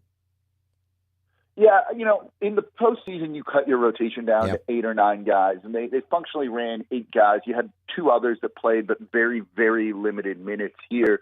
And the big surprise was no minutes for Jordan Hawkins. But with C.J. McCollum back, with Trey Murphy back, it gives you a lot of what Hawkins gives you, and that's just simply shooting, 3-point shooting, which you need to put around Zion Williamson and Brandon Ingram. With CJ, he brings other things to the table. He can run your offense, can do different things. Trey Murphy is Trey Murphy at 6'10", with great size, positional versatility on defense. You look at Hawkins, and yes, he is a very good shooter. He is fearless, and he has stepped up and done a very good job so far his rookie year, to the surprise of almost all of us. But defensively, he has not been good. And when you get into the playoffs, when you cut your rotation down, you need guys to do more than just be one-dimensional. He hasn't proven that he can do that just yet. I think he'll be fine on that side of the ball eventually. But the past couple of games, he's been a negative on defense. And in a must-win game, I think Willie Green just relied on the guys that he knows that he can trust. Jose Alvarado out there, undersized, not as good of a shooter as Hawkins, but he was generating steals. He was tormenting a guy like De'Aaron Fox throughout the course of that game. Najee Marshall is going to give you that hustle and everything. Trey Murphy is Trey Murphy. So it really comes down to Willie Green just running the guys that he trusts in a do-or-die situation. You mentioned Trey Murphy there a couple of times. I did want to ask about him specifically now, 2 games back, kind of what you've seen for him as he got a late start to the season due to the injury. He doesn't look like he's missed a beat. This doesn't look like a guy that hasn't played an NBA game. Has only played 2 NBA games, as you said right now. He showed immediate chemistry with Zion Williamson in that first game back. He was 4 of 10 from 3, and 3 of his 3-point makes came off of assists from Zion Williamson. They really need to be linked when they're out there on the court. Trey's just such a good shooter. And then if you close out on him a little bit too hard, he can put the ball on the court and attack the basket. You've seen a couple of big dunks from him so far. It looks like he hasn't missed a step. I'm sure they'll ramp up the minutes for him continually, and he's going to play a very big role for the Pelicans this season. I think eventually he'll be the leading minutes getter off the bench. All right, so I do have to ask about Zion, but in the sense of this, because all eyes are always going to be on him regardless. The talent that he is, everything he's carried along with him, and then, of course, the injuries that have plagued him in his time so far in New Orleans. But they have really eased him in. He's only played 1 back-to-back so far, and that just happened. What have you made so far of kind of the different tact maybe that they've used with Zion early in this season? They realize that they're going to go as far as Zion can take them. As good as Brandon Ingram is, as good as C.J. McCollum is, this team is built around Zion Williamson. They were first in the West when he was healthy last year. After that, they were about a 500 team the rest of the way, did finish with a winning record, but didn't even make it into the postseason. So right now, they're doing the load management thing with him, only playing him, as you said, on one back-to-back game so far. They realize they need to get 65 games out of him. They need him playing in March, in April, in February as well, not just the beginning part of the season. So they're treating it with a little bit more kids' gloves than maybe they have in the past, just to ensure that he's going to be there for the meaningful games down the stretch. And look, he's not missed a game really due to injury, technically. It's been load management or personal reasons for one game that he's missed so far. So far he's been healthy. And since he made those public comments about taking a back seat, trying to kind of find his role in the Pelicans offense, he's played even better. They had a team meeting after that. Everyone got on the same page, and his numbers have been all NBA level since then, other than really the Kings game on Monday night when he was oddly quiet. I expect a big performance from him tonight against the Los Angeles Lakers. I think the Pelicans are going to use him in some very creative ways. And I think you're going to see why they realize Zion is the guy they got to keep healthy going into the stretch run of the season in a couple of months. Okay, you mentioned creative ways to use him tonight. What might some of those be? One of the things that he has struggled with this season is when you wall off the rim with 3 or 4 guys and he's trying to go do a post-up and there's just no room for him to operate there. Now with some shooters, there's going to be a little bit more space. But if you go back to some of the things they did against the Sacramento Kings in those 2 home games they had a week or 2 ago, they used him pretty creatively. They used a lot of 2-man action between him and Jonas Valanciunas, where Valanciunas had the ball and kind of just handed it off to Zion Williamson, and you got him going downhill. And that's when Zion's the scariest. When he can just drive with a full head of steam, he's near unstoppable. I was just on our Locked On Los Angeles Lakers podcast, and they were saying, like, what do we expect from Zion? And I said, everyone knows what to expect from Zion. He goes to his left, he drives to his left, and tries to score at the rim with his left hand. We both know this here talking.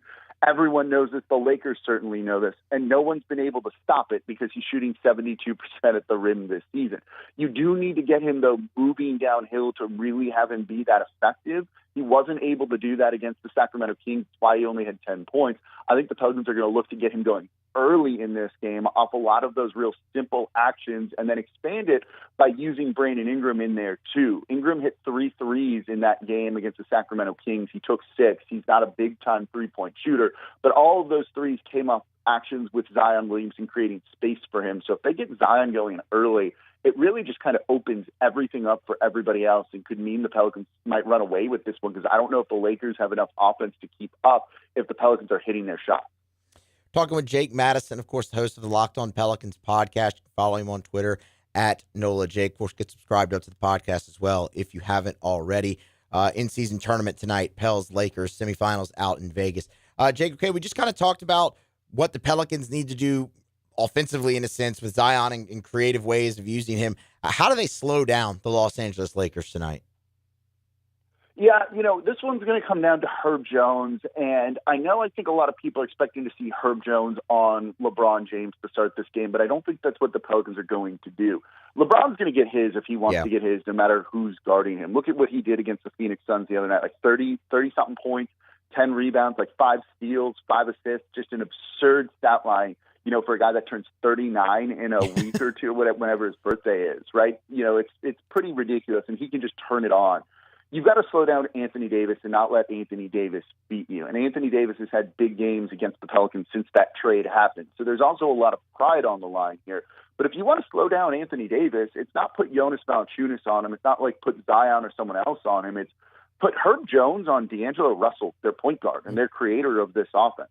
He's really the only guy on that Lakers team that can create for Anthony Davis outside of LeBron James. So if you disrupt the point of attack, I think it means Anthony Davis doesn't get the ball and could be in line for a quiet night. So I think you're going to see Herb Jones really all over D'Angelo Russell, trying to force bad passes, trying to get some steals for his teammates.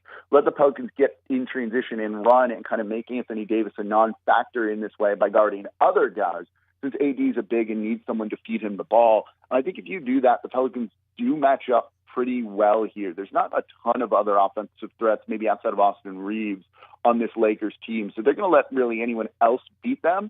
Just hopefully those guys don't get hot from 3 or something like that.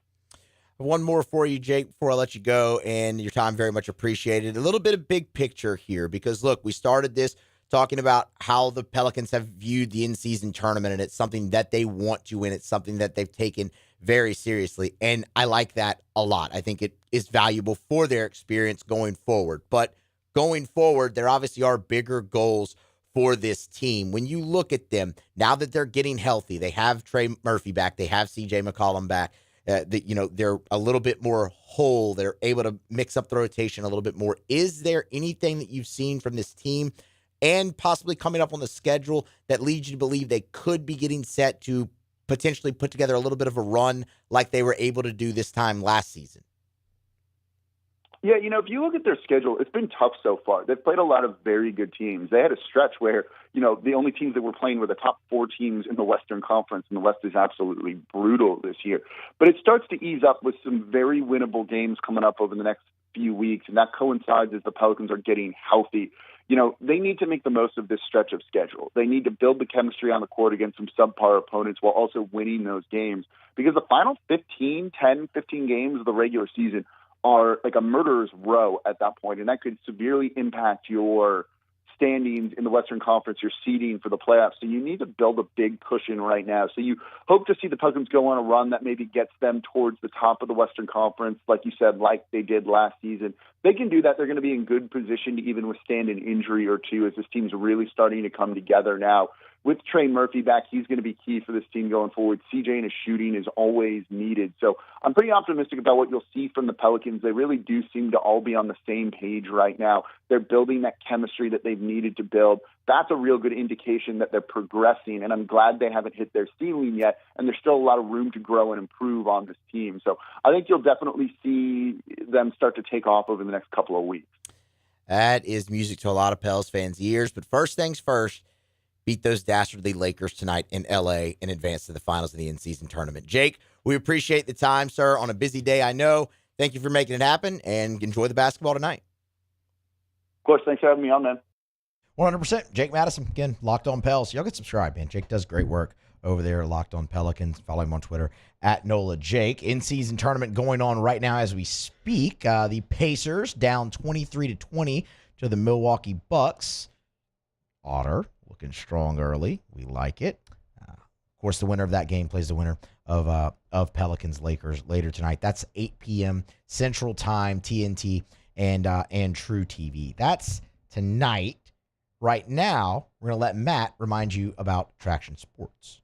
Let me remind you about Traction, TractionSports.com, TractionSports.com. Traction, where champions are made. You want your son or daughter to reach their absolute best in whatever sport it is they play. Traction can help. You know, I've told you about Traction over the years, going into Traction and seeing professional athletes from so many different sports who maybe played collegiately in Louisiana and they come back to train, or even athletes who didn't play collegiately here, but by virtue of their travels throughout the country in different places have met people or have found out about Traction. They'll come train here in the off season. They'll even come rehab injuries. Told you there was a really cool picture Traction over the summer where there was an NFL player for the Packers and a young football player from here in the Baton Rouge area. They took a picture side by side at Traction Physical Therapy because they were both rehabbing the same injury, both there at the same facility. It's Traction. TractionSports.com, TractionSports.com to learn more right there on Burbank. Traction, where champions are made.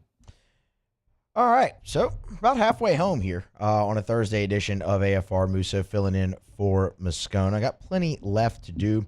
Still some more NFL to talk. Still plenty more Saints to talk. Mike Triplett obviously will be around with us in his normal spot at 5:15, and we'll head up to New York City as well in the 5 o'clock hour to talk Heisman with Matt. As well. Tigers and the pros, still plenty to come. We're going to get you caught up on all of it. Anything that might break in the transfer portal, as that is just on fire. And still looking for some of your interaction as well, whether it be on to me on Twitter at Musso Matthew and the Bayou Ford YouTube chat about kind of like how are you going to feel watching Jayden Daniels win the Heisman Trophy? We talked about it a lot earlier in the show because it's just it happened again so soon for LSU. When we saw Joe Burrow become LSU's second Heisman Trophy winner and first since Billy Cannon in 1959. The narrative around that was very much embrace it, because you're not going to see a season like that probably ever again. It might be a while for LSU's next Heisman Trophy winner. And here you are 4 seasons later, and you saw a season stat-wise, maybe not the team success, but comparable to that of Joe Burrow, and you're going to see another Heisman Trophy winner for LSU, something that probably is going to start feeling a little bit more familiar to those around the country. Still feels like it might feel a little surreal to everybody around here that it happened so fast. So let me know your reaction, where you're going to take in the Heisman Trophy ceremony, all of those things. We'll get to some of those throughout the show as well. Right now, we're going to grab a break, come back on the other side with more Thursday's AFR, presented by the Aesthetic Medicine and Anti-Aging Clinics of Louisiana. AFR. Brought to you by River City's 1 Hour Air, where they're always on time or you don't pay a dime. 752-0001, 752-0001, or 1hourbr.com. I love sharing Google reviews with you. And it's easy because they've got more than double the amount of Google reviews than the next closest competitor. There's thousands of them. Like, just spin the wheel and pick one. This one from David Wynn. Brandon, his technician. Brandon did a great job explaining the issues with my AC unit. He provided options as well as explaining the functions of the different parts of the unit. I would recommend 5-star review from David Wynn. One of the things he said there, which resonates with me, is where David writes that Brandon provided options as well as explaining the issues. You'll always get that. Your technician will, if they recommend some type of service, they will give you a good, better, and best option based on what you want to get done, how much you want to spend, all that sort of stuff. It's River City's 1 Hour Air. 752-0001.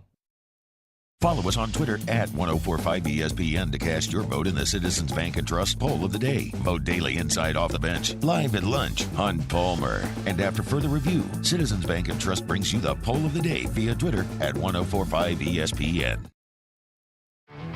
There it is, the extra mile, on the border of expected and extraordinary for those willing to go further, like vans customized for work or play, with safety and tech to keep you connected, supported by a 5-star sales, service, and finance team, and backed by the 1-star you know. So go the extra mile. It's never crowded, because so few have what it takes to go there. Mercedes-Benz Vans. The importance of doing this Fortified program and offering it to people down here is, number one, the only real chance you're going to get to do this is when you put on a new roof or build new. And through companies like HUDCO, who's kind of leading the way in this thing, it's going to offer the customers a huge advantage in the insurance market and the price of their insurance. You know, we're not looking to make a fortune off fortifying. We're trying to give you a better product than our competitor at the moment. I'm trying to do something that he can. I'm trying to give you something better. So a lot of these insurance jobs, you're getting a re-roof, you're only paying your deductible. Let's sit down and talk about the Fortified and let's see what it does to your insurance premium. You're getting a steal. Yeah. You're getting a brand new roof and a Fortified certificate for your deductible, essentially. And I think we're rocking and rolling.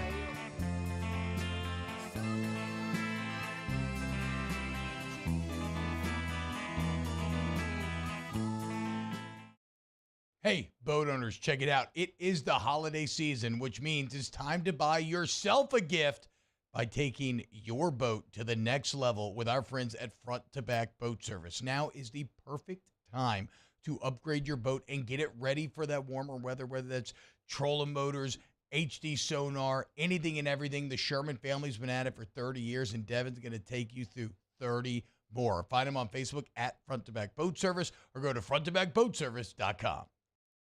Electricity is all around us, and our families depend on it. Every day is sparked by the power of a cold drink or a warm meal, a movie night, and a comforting light at the end of a dark hallway. From sunrise to sunset, playtime to bedtime, our team is ready to take care of your electrical needs. Even in the case of an after-hours emergency, the light in your life shines brighter with Mr. Electric.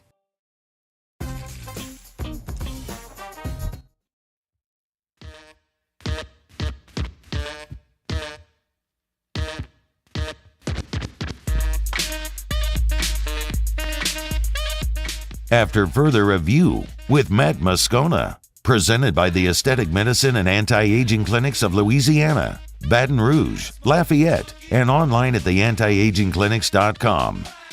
Always a pleasure to tell you about our friends at the Williamson Eye Center. Check them out online at williamsoneye.com. They've got locations all over the greater Baton Rouge area. On the Baton Rouge General Campus, I mean, you turn off a Bluebonnet onto Picardy, you make that right. And then right there at the stop sign, the building on the right, the first 2 floors, that's the Williamson Eye Center. State-of-the-art dry eye center, and it's full service. Of course, they have their state-of-the-art surgery center there where you can have your LASIK or whatever surgical procedure you're having. But they have your standard annual eye exam as well at the Williamson Eye Center. Learn more at williamsoneye.com. The thing I tell you every day is take the advice that I was given and change your life.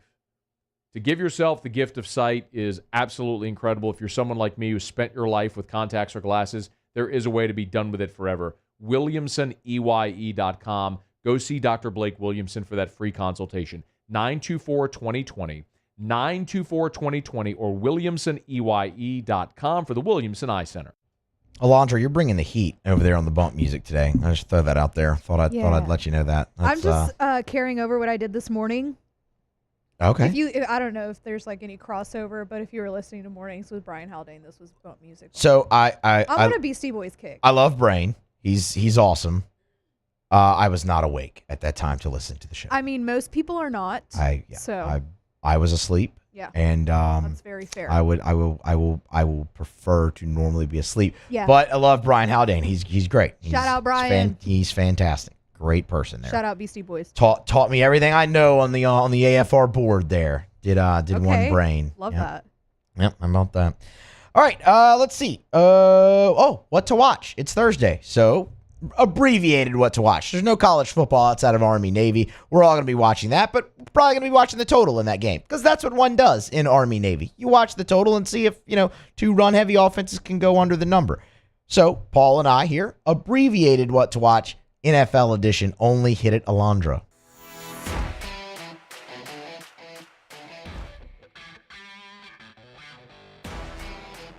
Am I supposed to play something else? Oh, yeah. The what to watch liner. I think it's It's like gray and green. Red. We watched. Now let's Gray and review. Doesn't matter. Here we go. Wait. Here's what we're watching this football weekend. There it is. All right. Let's go ahead and get started here. Lions-Bears. I am actually intrigued with Lions-Bears, and here's why. Because, if you're just looking at it from a Chicago's perspective, this is the second time they'll face the Lions in 3 games. They had a bye mixed in there, but they should have won that football game in Detroit. They were something like an 8.5-point dog, and they had a late lead, and they blew it. That was a game they should have won. Now they get him at home. Can they replicate that success? Detroit's defense has not been good as of late. They've been giving up 28 points per game. They gave up 28 to the Saints. Now they won that game, but Justin Fields back. Chicago offenses look better. Get them on your home field. 3.5-point dogs. Should have won the first one. Can you win this one? I am actually fairly intrigued by that. And, of course, the Lions are still trying to make a push for the 1 seed in the NFC. I'm going to watch Colts-Bengals. Yeah. The rise of Jake Browning. Yeah. He had himself a day last week against the Jaguars. Threw for 354 yards and a touchdown. The Bengals are still alive in the playoff hunt. They're last in the division still at 6-6. They're only 1 game behind Cleveland and Pittsburgh. I don't think they're going to catch Baltimore, but they're still in the race for the playoffs in the wild card. So I'm interested to see if Jake Browning can keep them alive and get a win. That's going to be something. I was thinking about that earlier if the Bengals do make the playoffs, because while I'm sure their fan base will be very happy that they made the playoffs, I don't think any of us really expect the Bengals to go deep in the playoffs with Jake Browning, but just to see them be able to get there with him is probably going to leave a what-if feeling there for many Bengals fans with the season that Joe Burrow had and the injuries, and it is something to watch. And the Colts, I believe, they're leading the South, are they not? They're tied with the Texans, but I think they hold the tiebreaker because the Jaguars lost. Jaguars are 8-4. Colts Okay, so it's half game or full game behind. Okay. Well, this week it could be better. Speaking of the Texans, they're playing the Jets, and Zach Wilson is going to start at quarterback for the Jets, and that's really the intrigue here. That saga that played out this week in New York with Tim Boyle being benched after they benched Zach Watson for Tim Boyle, and Zach Watson reportedly being reluctant to return to the starting role. Chats with Aaron Rodgers. Now he's going to be in there. I don't really expect some drastic change from the New York Jets offense. They're not good without Aaron Rodgers, and I'm kind of curious how good they would have been with Aaron Rodgers. They certainly would have been better than this, but to think that they were ever going to continue their trajectory, that just was never going to happen. But how does it function is more of what I'm interested in. Is there actually a tiff here between Zach Wilson and everybody else? That will be something to keep an eye on. As reluctant or not, he's going to start against a very good Houston Texans team this Sunday. It's probably the biggest game on the NFL slate this weekend. That's Sunday Night Football, Philly and Dallas. Philly beat Dallas earlier this season, and Dallas is currently 9-3, so they're 1 game behind Philly. If they beat Philly, they can tie them with the head-to-head, and the tiebreaker would essentially be they both beat each other. So yeah, I'm interested to see if Dallas and Dak can basically prove that they belong and get a win over Philly. And Dallas had a shot late in that game in the first one up in Philly to win. Dak took a sack in the red zone, and it was very Dak Prescott. But yeah, no, that's going to be interesting. We've got a Monday night doubleheader as well this week. The Titans and the Dolphins. So the Dolphins are facing a 4-8 team, which means they'll probably win by multiple scores. And then Packers Giants as well. So that's something to look forward to as well. How about Bills Chiefs? The bloom is off of that one.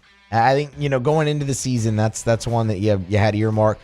One more, not really an official what to watch for me, but Seahawks-Niners. The Niners can really kind of put the division away. They beat Seattle this week. I mean, they've already got a 3-game lead there, and it'd have to be a pretty substantial collapse. But at 6-6, the Seahawks really needed to keep any hope alive. And if the Niners can get to 10-3, they're going to be able to put that one away. All right, that's what's what. Did you have another one, Paul, or is that it? No, I kind of had like another, like a, what would you call it? I don't know. Another what to watch? I was gonna say the Heisman Trophy ceremony for sure. Obviously, I'm interested to see. We're all assuming Jayden Daniels is gonna win, so I'm interested to see his Heisman speech. We all know Burroughs was very touching, and he raised a lot of money. So I'm interested to see what Daniel does with his Heisman speech. And to that effect, we've been asking for reaction from a bunch of people, and man, I probably can't find it all the way back in the Bayou Ford YouTube chat now. Yeah, I can't. There was a listener. Sorry, I can't find the exact quote, so I don't have your name. But he brought up, it's not just going to be special for LSU fans. It's going to be really special for San Bernardino, California, where Jayden's from. Like that city's going to go crazy. And you mentioned what Joe was able to do, for his hometown. There's going to be some type of nod there for Jayden to his, so that will be interesting, and that's true. We definitely view it through such an LSU lens and LSU prism that there is that whole other city that is rooting for Jayden Daniels. So that will be something. Yes, the Heisman Trophy ceremony, absolutely on everybody's mind here and what to watch. And speaking of that, we'll get a preview of it to start next hour. We'll go up to New York and talk with Matt. Matt's up there, and he's going to host the Heisman preview show tomorrow. A Heisman edition of AFR tomorrow at Legends, and then a Heisman preview show from Legends on Saturday. And all that coverage is brought to you locally by Acura of Baton Rouge, Insurance Network of Louisiana, and Community Steel. So very much appreciate that. We'll get a scene setter from Matt, again, like I said, at the top of next hour, and also maybe a bit of a tease of what he's got coming up on AFR and the Heisman preview show on Saturday. So stay here for that. Mike Triplett still to come as well. Right now, we're going to grab a break and wrap up hour number 2 as we do every day. That's with Tigers and the Pros, and that's next on AFR. AFR. Love telling you about Glow Resources. Complete employer solutions. That's Glow Resources. That's Jareth Knockan and all my friends over at Glow. I remind you all the time about Glow Resources. It's GLO, glowresources.com. If you're a business owner, remember, that's who Glow works for. They work for you, the business owner. And it's not just in Baton Rouge. It's Baton Rouge, Houston, Miami, New Orleans, Orlando, Ridgeland. They got resources, and they've got companies and locations all over. And they can place employees anywhere for your job in any industry. Maybe it's mechanical or heavy machinery. Even if you need professional employee solutions, if you need management solutions, they've got you covered there as well. It's Glow Resources. Listen, hiring has been tough for so many businesses since COVID. Stop guessing. Let professionals at Glow help with complete employer solutions. It's Glow Resources. Again, learn more online at glowresources.com. Relentless reporting gets results. I'm never going to stop until we get the answers you need. Uncovering more as the powerful try to cover things up. What happens in the dark will always come to light. Founding new principles and practices for the state of Louisiana. Chief Investigative Reporter Chris Nakamoto. Chris Nakamoto and the Investigative Unit. Recipients of Columbia University's prestigious DuPont Award. His name was King. He had a horse along the countryside. I saw him ride. One day they found him. At Relief Windows, we're more than windows. We're windows, doors, hardy plank, and vinyl siding. But our number one product is always customer satisfaction. Visit us online at reliefwindows.com. Oh, by the way, we do shutters too. I've been doing business with Luba for 25 years. They're dependable, trustworthy. It's just the attention to detail with our clients. Our folks have years and years of experience. They're highly trained professionals. But many companies have that asset. What I'd like to think makes Luba a bit different is that we use those talents in a way that truly is dedicated to serving the needs of the folks who depend on us. Bayou Ford has the new inventory to get you in a new Ford truck or SUV today, or customize your next vehicle just the way you want. All new Bayou Ford vehicles come with a 1 million mile powertrain warranty. The crew at Bayou Ford is going to do right by you. Electricity is all around us, and our families depend on it. Every day is sparked by the power of a cold drink or a warm meal, a movie night, and a comforting light at the end of a dark hallway. From sunrise to sunset, playtime to bedtime, our team is ready to take care of your electrical needs. Even in the case of an after-hours emergency, the light in your life shines brighter with Mr. Electric.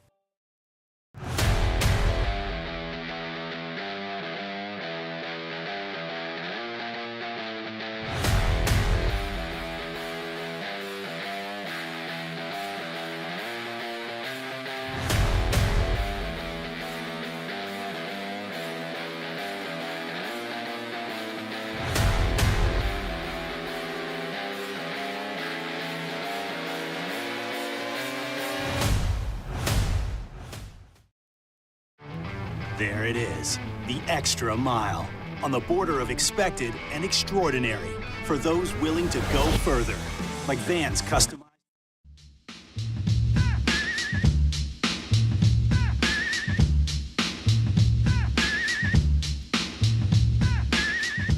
After Further Review with Matt Moscona, presented by the Aesthetic Medicine and Anti-Aging Clinics of Louisiana, Baton Rouge, Lafayette, and online at theantiagingclinics.com. All right, wrapping up hour number 2 of AFR. Tigers in the Pros. Tigers in the Pros. They still bleed purple and gold. They're just really rich now. Presented by Lee Michaels Fine Jewelry. Lee Michaels Fine Jewelry, where Baton Rouge gets engaged. All right, and we will start with great news out of the National Football League. Justin Jefferson, a full participant today at Vikings practice. He is right on track now for his return. Of course, went on IR with a hamstring injury. They used that 21-day window right up until day 21 to activate him. Did, and then went into their bye week. And now off their bye week, he finally returns as a full participant to practice today. He will be out there catching passes from Josh Dobbs on Sunday when the Vikings visit the Raiders. Again, great news for Justin Jefferson. NBA action last night. Cam Thomas, who's back from his high ankle sprain, 27 minutes for the Nets. Not the greatest of scoring nights for Cam Thomas, just 6 points, but only got up 10 shots, which is kind of odd considering everything that we know about Cam Thomas. Did add a rebound and an assist in that ball game. For the Houston Rockets, we look at Tari Eason. Really solid night for Tari. Just misses the double-double. 22 minutes off the bench, 9 points, 8 rebounds. So again, like I said, just shy there. 2 of 6 from the floor. Made his hay at the free throw line, though, there, shooting 75%. And I would add 4 assists and 2 blocks on the day, and the Rockets got the dub there. Another near miss of a double-double. It was Naz Reid. Somewhere Matt is saying that he should have stayed, but it was Naz Reid, 15 points, 9 rebounds, so falls 1 rebound short there. 7 of 18 from the floor for Naz. It was 29 minutes off the bench. Got up 7 threes. Only made one of them, but 7 threes for Naz Reid. That's definitely attempted, I should say. That's definitely eye-catching. 2 assists and a block rounded out his night. How about this in the plus-minus, though? Plus 10 for Naz Reid. Just very, very efficient. He's had a very nice year early, and so have the Minnesota Timberwolves. The Pelicans will play the Timberwolves in the blender after this in-season tournament wraps up. We'll wrap up Tigers in the Pros here with G League action. Javonte Smart last night for the Delaware Bluecoats. Not the best of scoring nights for Javonte, but solid nonetheless. 13 points off of 4 of 11 shooting for Smart, would add 4 assists, 2 rebounds, and 2 steals. And if you're into that sort of thing, his team, the Bluecoats, defeated the Maine Celtics 112-109.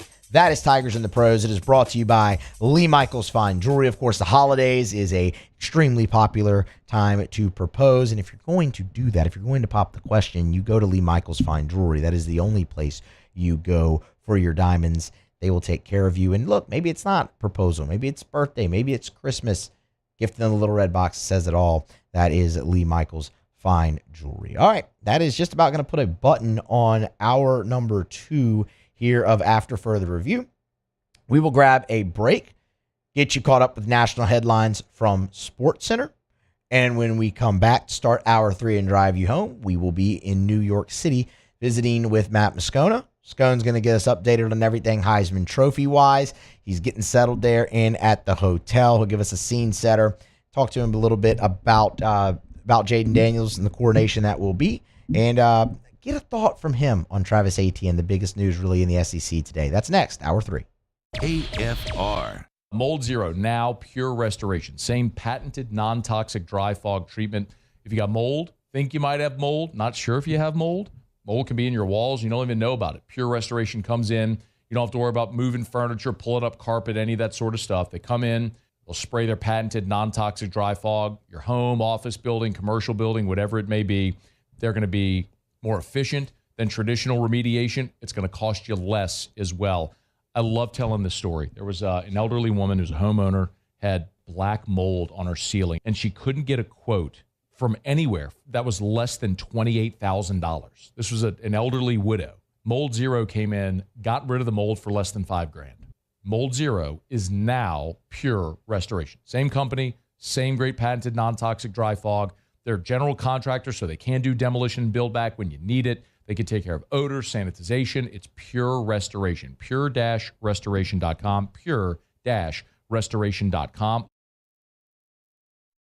Follow us on Twitter at 1045ESPN to cast your vote in the Citizens Bank and Trust Poll of the Day. Vote daily inside Off the Bench, live at lunch on Palmer. And after further review, Citizens Bank and Trust brings you the Poll of the Day via Twitter at 1045ESPN. It was a humid day, barefoot children play, looking for that summer shade, time to slip away. Oh, Louisiana, some kind of hold on me, like cypress stumps, your roots are planted deep inside of me. I've been doing business with Luba for 25 years. They're dependable, trustworthy. It's just the attention to detail with our clients. Our folks have years and years of experience. They're highly trained professionals. But many companies have that asset. What I'd like to think makes Luba a bit different is that we use those talents in a way that truly is dedicated to serving the needs of the folks who depend on us. Hey, boat owners, check it out. It is the holiday season, which means it's time to buy yourself a gift by taking your boat to the next level with our friends at Front to Back Boat Service. Now is the perfect time to upgrade your boat and get it ready for that warmer weather, whether that's trolling motors, HD sonar, anything and everything. The Sherman family's been at it for 30 years, and Devin's going to take you through 30 more. Find them on Facebook at Front to Back Boat Service or go to fronttobackboatservice.com. Electricity is all around us, and our families depend on it. Every day is sparked by the power of a cold drink or a warm meal, a movie night, and a comforting light at the end of a dark hallway. From sunrise to sunset, playtime to bedtime, our team is ready to take care of your electrical needs. Even in the case of an after-hours emergency, the light in your life shines brighter with Mr. Electric. There it is, the extra mile, on the border of expected and extraordinary for those willing to go further, like vans customized for work or play, with safety and tech to keep you connected, supported by a 5-star sales, service, and finance team, and backed by the 1-star you know. So go the extra mile. It's never crowded, because so few have what it takes to go there. Mercedes-Benz Vans.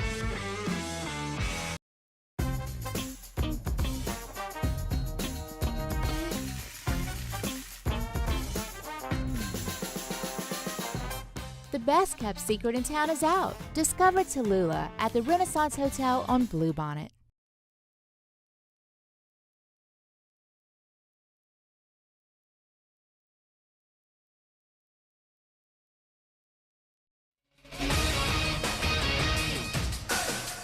I'm Doug Brown. ESPN's Mark Schleybaugh reports Masters champ Jon Rahm will leave the PGA Tour to join Live Golf on a multi-year deal worth more than $300 million. NFL Week 14 kicks off tonight in Pittsburgh, where the 7-5 Steelers host the 2-10 Patriots.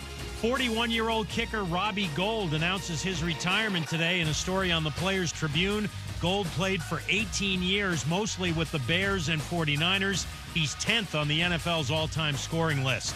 Outfielder Juan Soto is now a Yankee after a trade with the Padres. ESPN's Jeff Passan. He is a bona fide superstar. Now, they paid a hefty price for a guy who's going to be a free agent after the 2024 season, but frankly, they needed to. Coming off a disappointing year in New York, now they're able to pair him and Aaron Judge in an outfield that looks a lot more dangerous. Jeff Passan, the Yankees missed the playoffs this year for the first time since 2016. And Bob Chesney is the new head football coach at James Madison. Hey, it's Michelle Smallman. Coming up Friday, Chiefs and Bills. I'll tell you why I might be all in on the Chiefs this weekend. It's on Sportsmanlike, 6 a.m. Eastern, right here on ESPN Radio, ESPN2, and ESPNU.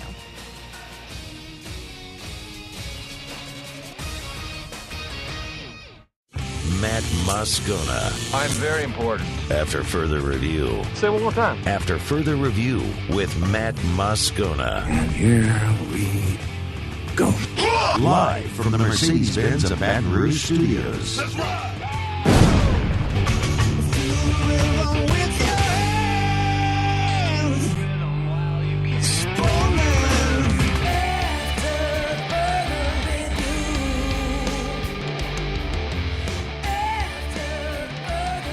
Hour number 3, after further review, presented by the Aesthetic Medicine and Anti-Aging Clinics of Louisiana on this Thursday. Musso filling in for Moscona, although we're going to hear from Moscona here shortly. We're going to head up to NYC.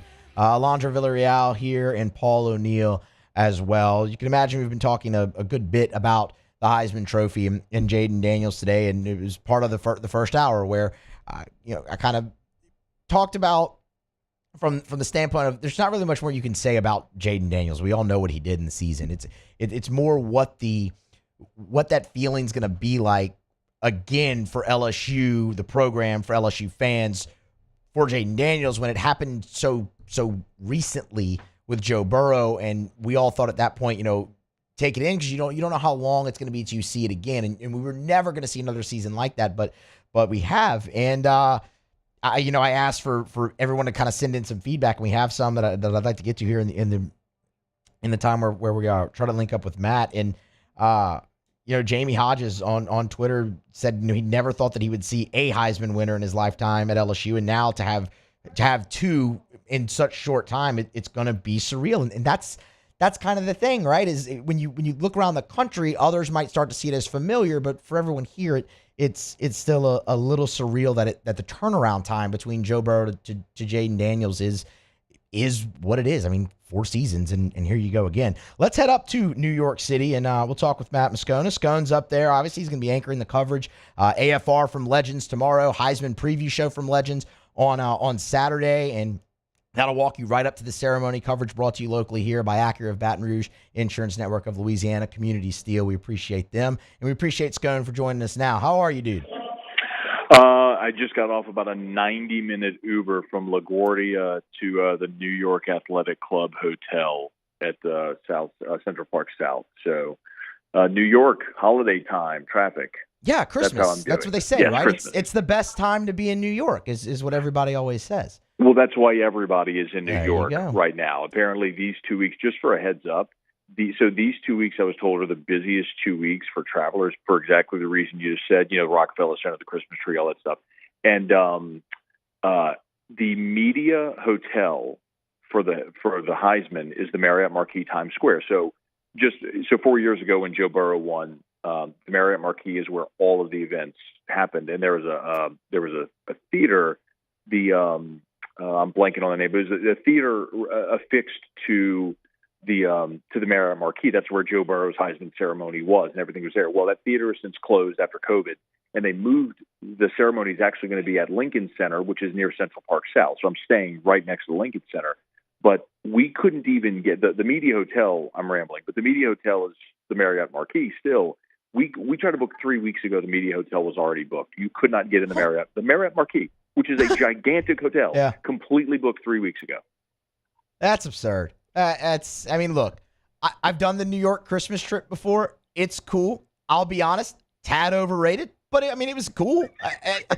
It's not what you see in the movies. Everyone thinks it's what you see in the movie. Fifth Avenue is what you see in the movie. But, I mean, you just go down a random street. It's not all, lights. It's fun, though. It's fun. I'd go back. I heard there was a 2-hour line to get into FAO Schwartz to do, like, the big piano. Yeah, see, I'm good. Like, I don't. Yeah, I'm not doing that. I'm not standing in a 2-hour line. They got, like, a Disney Fast Pass or something you could get for that. Or, I mean... We're just at there. But anyway, Heisman Trophy. Let's talk about that because that's going to be really cool on Saturday night. And, Matt, I don't know if you heard of maybe a little bit of what I was saying there before we brought you in, but I'm kind of curious, and I've been asking listeners, and we talked, asked Alondra and Paul, and I gave my thoughts on what it's going to feel like to see it so soon again. Because when Joe Burrow won, everyone knows it was the first time since 1959. And for many, it's their favorite moment of the 2019 season. It is mine because it's just something that we'd never seen before. And we all heard, you're never going to see another season like that again. Well, Jayden Daniels has done his best and has basically done it. And embrace it because you don't know how long it's going to be till you see another Heisman Trophy. Well, it's going to be Saturday. What do you think it's going to feel like? Is it still going to feel surreal? I think it's comparable to I would say like the 03-07 national championship. I mean, because that was a 4-year gap. Yeah. I mean, it's almost identical. You went 45 years from 1958 to 2003, and it felt like an unreachable goal because it had been so long and so many fans came and went and never got to see it. And it just felt like it was an unattainable level, which sounds silly now because we've gone through 20 years of winning 3 national titles, playing for a 4th, and that's become the standard expectation here is to be in that conversation and to win national championships. But for a long time, it felt unattainable. So sometimes, like 2003 was kicking in the door and showing, look, this can be done. It makes it believable, and when you operate with that belief, it becomes possible. And I think that's what Burrow did. I mean, for the decade before, Joe Burrow, LSU was a quarterback, graveyard, and people understood that to win a Heisman, you had the stat compile in a certain way, and that LSU was just never going to have a quarterback do that. I mean, Tyron was a finalist because he was a great defensive player, and Leonard Fournette made a run at in 2015. But it took fundamentally changing what LSU is offensively to be able to be in the situation. There's no reason to think LSU won't have more Heisman winners after this because now you've seen it twice in a 4-year span. You brought it up there with the national championships, and something I kind of mentioned too is like, because I was part of this, like I was of the age group where it's like you really just grew up in the golden age of LSU football. There's going to be kids who grow up just knowing LSU, you go there to win the Heisman Trophy. Yeah. Like, oh, there was a time where LSU didn't win the Heisman. Well, I've seen 2 of them already, and when you really sit back and look at it, it maybe it's something that should feel familiar, but it just doesn't. And it's not even, I think, just from a fan's perspective. I also think the reason that we'll continue to see that is because recruits will see it. And so if you're a quarterback who's 5-star and that's an ambition you have, you can look at LSU and say, look, in my time in high school from 2019 to 2022, I saw 2 LSU quarterbacks win the Heisman Trophy. That's more than I saw at Alabama. That's more than I saw at Oklahoma. You understand? So it makes sense that even the best players are going to look at LSU and say, I want to go there because I want to be the next Jayden. I want to be the next Joe Burrow. Are you going to go to Raising Cane's in Times Square and get Raising Cane's from Jayden Daniels tomorrow at 10 a.m.? Oh, I didn't know that was happening. That is happening. I'm glad you told me that. Musso, I grew up at school, jetted down to NOLA, hopped on the bird, landed at LaGuardia, jumped in an Uber, and I mean, I was literally, when Alondra called, I was literally checking into the hotel. So, I mean, I've been very snowed in as far as the events today. So I didn't realize. So Jayden, 10 a.m. Is that 10 a.m. Central or Eastern? LSU just has 10 a.m. on their Twitter page. So I'm assuming Don't it's going assume you. Well, don't you do that. I know. Don't you assume. I'm assuming it's Eastern, and this is why, because the tweet begins with "in New York City on Friday" with a question mark. So I don't think they'd put Central Time if they're asking you if you're there. But yes, Jayden Daniels is going to be working a shift at the new Raising Cane's in Times Square tomorrow. I feel like I don't want Canes at 10 a.m. But yeah, I'll make it there for that. I got, I'll probably, when I travel, I love to just walk a city. So I will probably just wake up tomorrow morning and just start walking New York, and I'll make sure that I'm in Times Square at 10 a.m. to see Jade. Yes, I will do that. By the way, we got tomorrow's going to be a fun AFR too. We'll have Mike Denbrock and Joe Sloan already committed for the show. Awesome. So we're excited to have both them. And there is going to be media availability with Jayden tomorrow afternoon, all the Heisman finalists. So hopefully I'll hope. I don't know if it's going to work to get a one-on-one. I'm hoping to have that plus something from Jayden on the show tomorrow as well. So really looking forward to being here. So, and all the LSU fans who are in New York, come out to Legends. It's going to be a good time. Absolutely. And, of course, you'll be the Heisman show. The Heisman preview show walks right up to the ceremony on Saturday, correct? Yeah, and so that's actually at Legends as well. It's turned into sort of a watch party. That's where all the LSU – because the theater itself – and this is something else I was told. So when Joe won the Heisman 4 years ago, LSU got 54 tickets, I believe, in the actual ceremony. And, by the way, that includes family, coaches, everything. That's it total. It's a very small ceremony. This year, LSU got 15. So wow. It is. So it's a very quaint, small venue. So most people aren't going to be in the actual venue where the TV, where whatever is watching on TV is going to take place. So most everyone is going to be at Legends in Times Square. So it's going to be tomorrow and Saturday are going to be awesome days for LSU. I've been told LSU's got Times Square billboards for Jayden. I mean, they're going to paint that thing purple and gold, and so it's going to be a really fun weekend to be an LSU fan. We're all looking forward to it, man, because even though it's twice now in 4 years, it still feels like it doesn't happen all that often. So everybody embrace it. Scone, appreciate you hopping on for a little bit here, and enjoy the Big Apple. All right, thanks, Muse. Absolutely. That, of course, Matt Moscona. You know him. He's normally in this chair at this time. But, yeah, Jayden Daniels, if you're in New York, he'll be at the Canes in Times Square tomorrow. That'll be great. And get by Legends. See Scone do AFR. How about that? Mike Denbrock and Joe Sloan. That's going to be great. And of course, the Heisman preview show where, look, it's going to be wall-to-wall, more guests, more interviews, all of that there Saturday at Legends as well. And, of course, again, coverage of all of that brought to you locally here, Acura of Baton Rouge, Insurance Network of Louisiana, and Community Steel. We appreciate them in helping us make that possible. In-season tournament NBA update for you here real quick. Remember, in the 3 o'clock hour, we gave you Otter's pick. He sent in an early play. Pacers +5 and the under. Well, there's a minute 20 until the break, and the Pacers are up by 9. 58-49 over the Bucks. So, long way to go. +5's looking good. 58-49, under 255.5 is what Otter gave out. You got it at DraftKings potentially at 257. That's looking pretty good. We still got more to come. Otter hit a 3-leg moneyline parlay in college basketball last night. We still got Otter locks to come here later today. A play on the Pelicans game. Thursday night football, which is going to be an absolute disaster between the Steelers and the Patriots.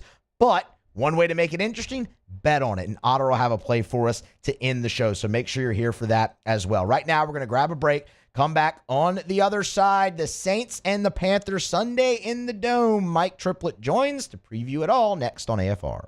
AFR. AFR is brought to you by the Watermark Hotel and the Renaissance Hotel, two beautiful hotel properties in Baton Rouge. The Watermark downtown, the Renaissance Southtown right there on Bluebonnet. And when it comes to hosting your event, both the Watermark and the Renaissance are perfect. The Watermark is a gorgeous, elegant spot in downtown Baton Rouge. That wedding reception, that smaller gathering, that meeting space, they can do it. They've kept so much of the history and tradition of that iconic building while modernizing it. The Gregory is a great restaurant inside of the Watermark as well. And then, of course, the Renaissance Hotel, Southtown, right there in Bluebonnet in Baton Rouge. It's more modern. It's a gorgeous, gorgeous hotel property at the Renaissance Hotel where they have meeting space that can accommodate up to 500 people, 7,000 square foot of meeting space, perfectly located right off of Bluebonnet and I-10.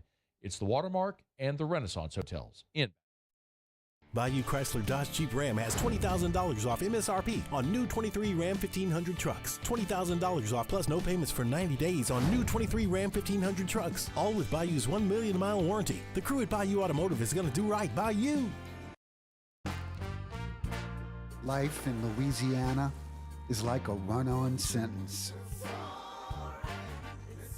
A poem that doesn't rhyme. Life is here, now. For life's moments, big and small, always there. The right card, the right care. Electricity is all around us, and our families depend on it.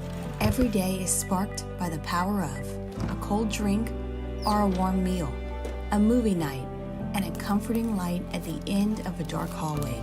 From sunrise to sunset, playtime to bedtime, our team is ready to take care of your electrical needs. Even in the case of an after-hours emergency, the light in your life shines brighter with Mr. Electric.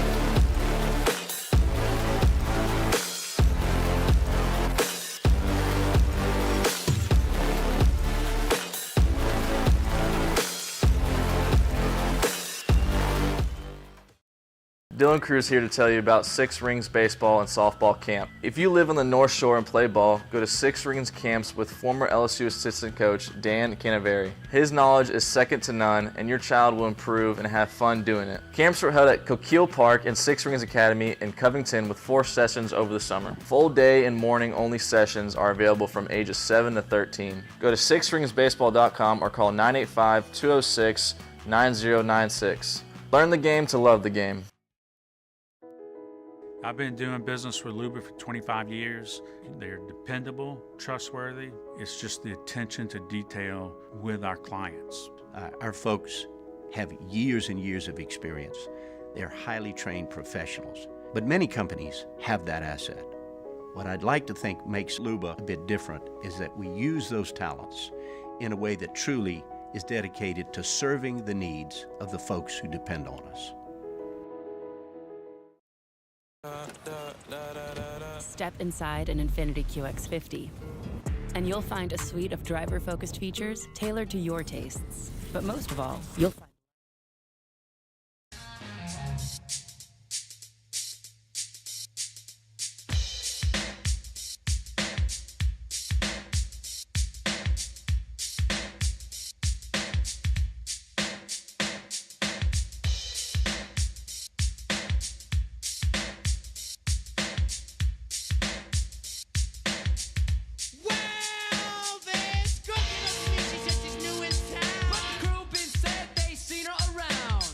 After Further Review with Matt Moscona, presented by the Aesthetic Medicine and Anti-Aging Clinics of Louisiana, Baton Rouge, Lafayette, and online at theantiagingclinics.com.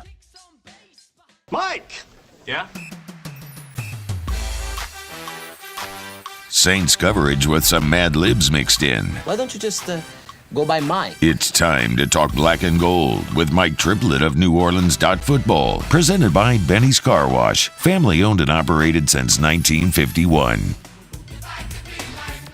Back here after Further Review on a Thursday, Musso filling in for Moscona. Finishing up here in hour number 3. Got to talk some Saints as they're going to welcome in the Carolina Panthers for a noon start in the Dome. Black and gold trying to break a 3-game losing streak. And look, man, you got a 1-11 team coming in. Hopefully that's the remedy to do it. We'll find out that and So much more about the New Orleans Saints from Mike Triplett of NewOrleans.football on Twitter at Mike Triplett. Mike, appreciate the time as always. How are you? Doing good. How are you? Doing fantastic. There's a lot of different places we could start with the New Orleans Saints this week, but I feel like we kind of have to start with Derek Carr. He was back out at practice today. How did he look? Well, I mean, if we're just judging participation, activity level, body language, how well he's moving around, I mean, he looks like a player who's going to play this week. I mean, the only other factor is the fact that he's had 2 concussions in less than a month. I don't know how that affects if they're stricter about passing someone through the concussion protocol, if it makes it harder for him to pass through the concussion protocol. I mean, I know that for the most part, guys usually miss a week when they suffer a concussion.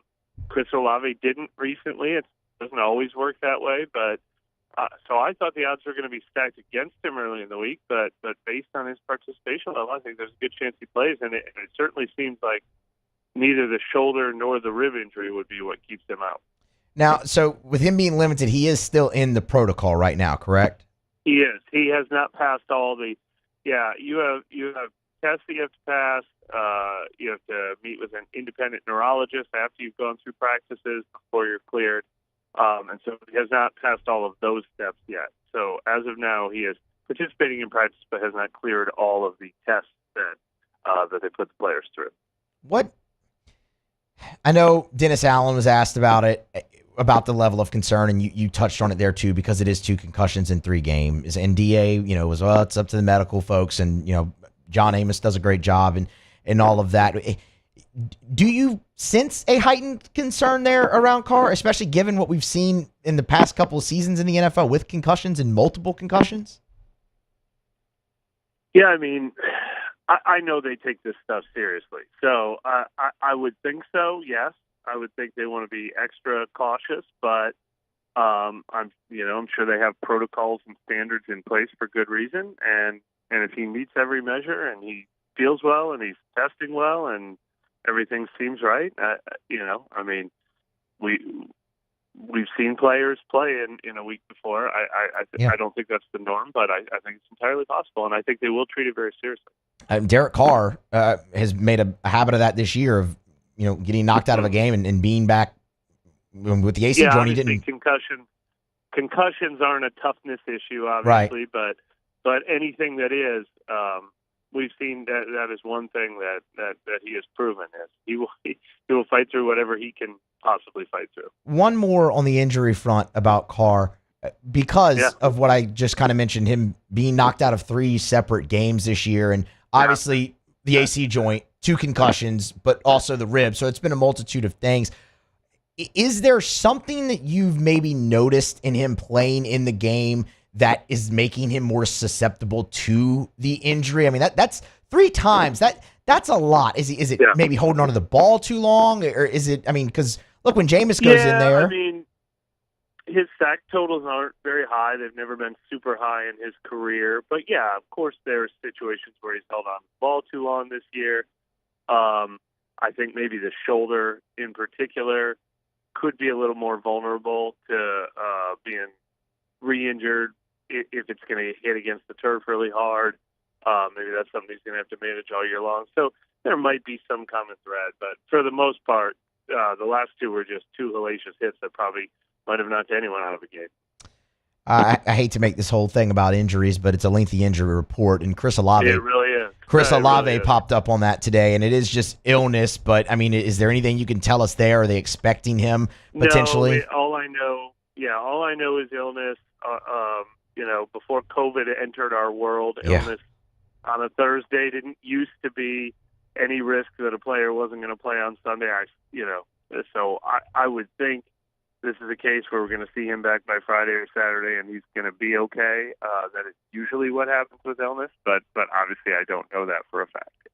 All right, let's talk defense, because that's been an issue. There's been plenty for the Saints, but defense has been an issue, and specifically rush defense. Mike, 370 rush yards given up in the 2 games since the bye. The days of us lauding the Saints rush defense and not allowing 100-yard rushers, that feels like such a distant memory.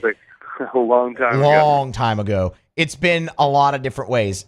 How confident are you in the rush defense this week? Where I know the Panthers offense hasn't been great, but they have been able to run the ball a little bit, and Malcolm Roach is now on IR.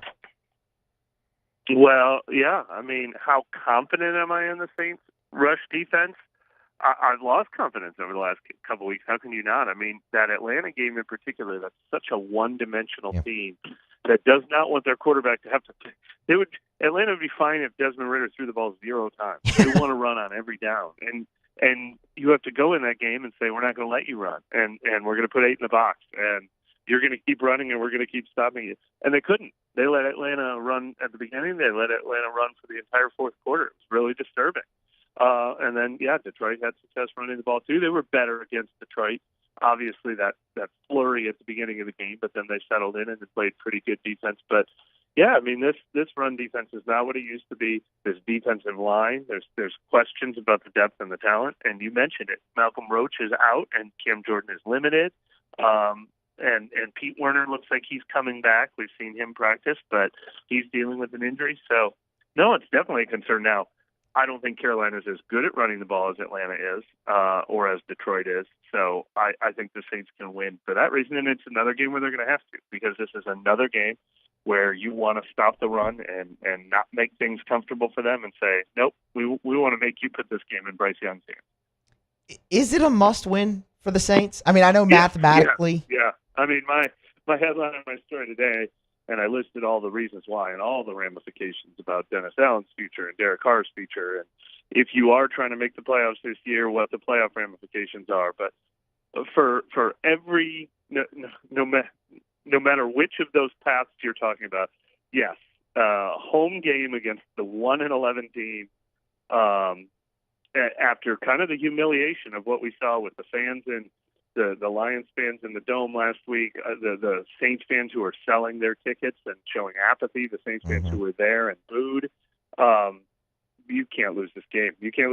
I mean, I think you can't lose this game because you're officially out of the playoffs. Not officially, but basically officially out of the playoffs if you lose this game. And I think long-term job ramifications are at stake if you lose this game.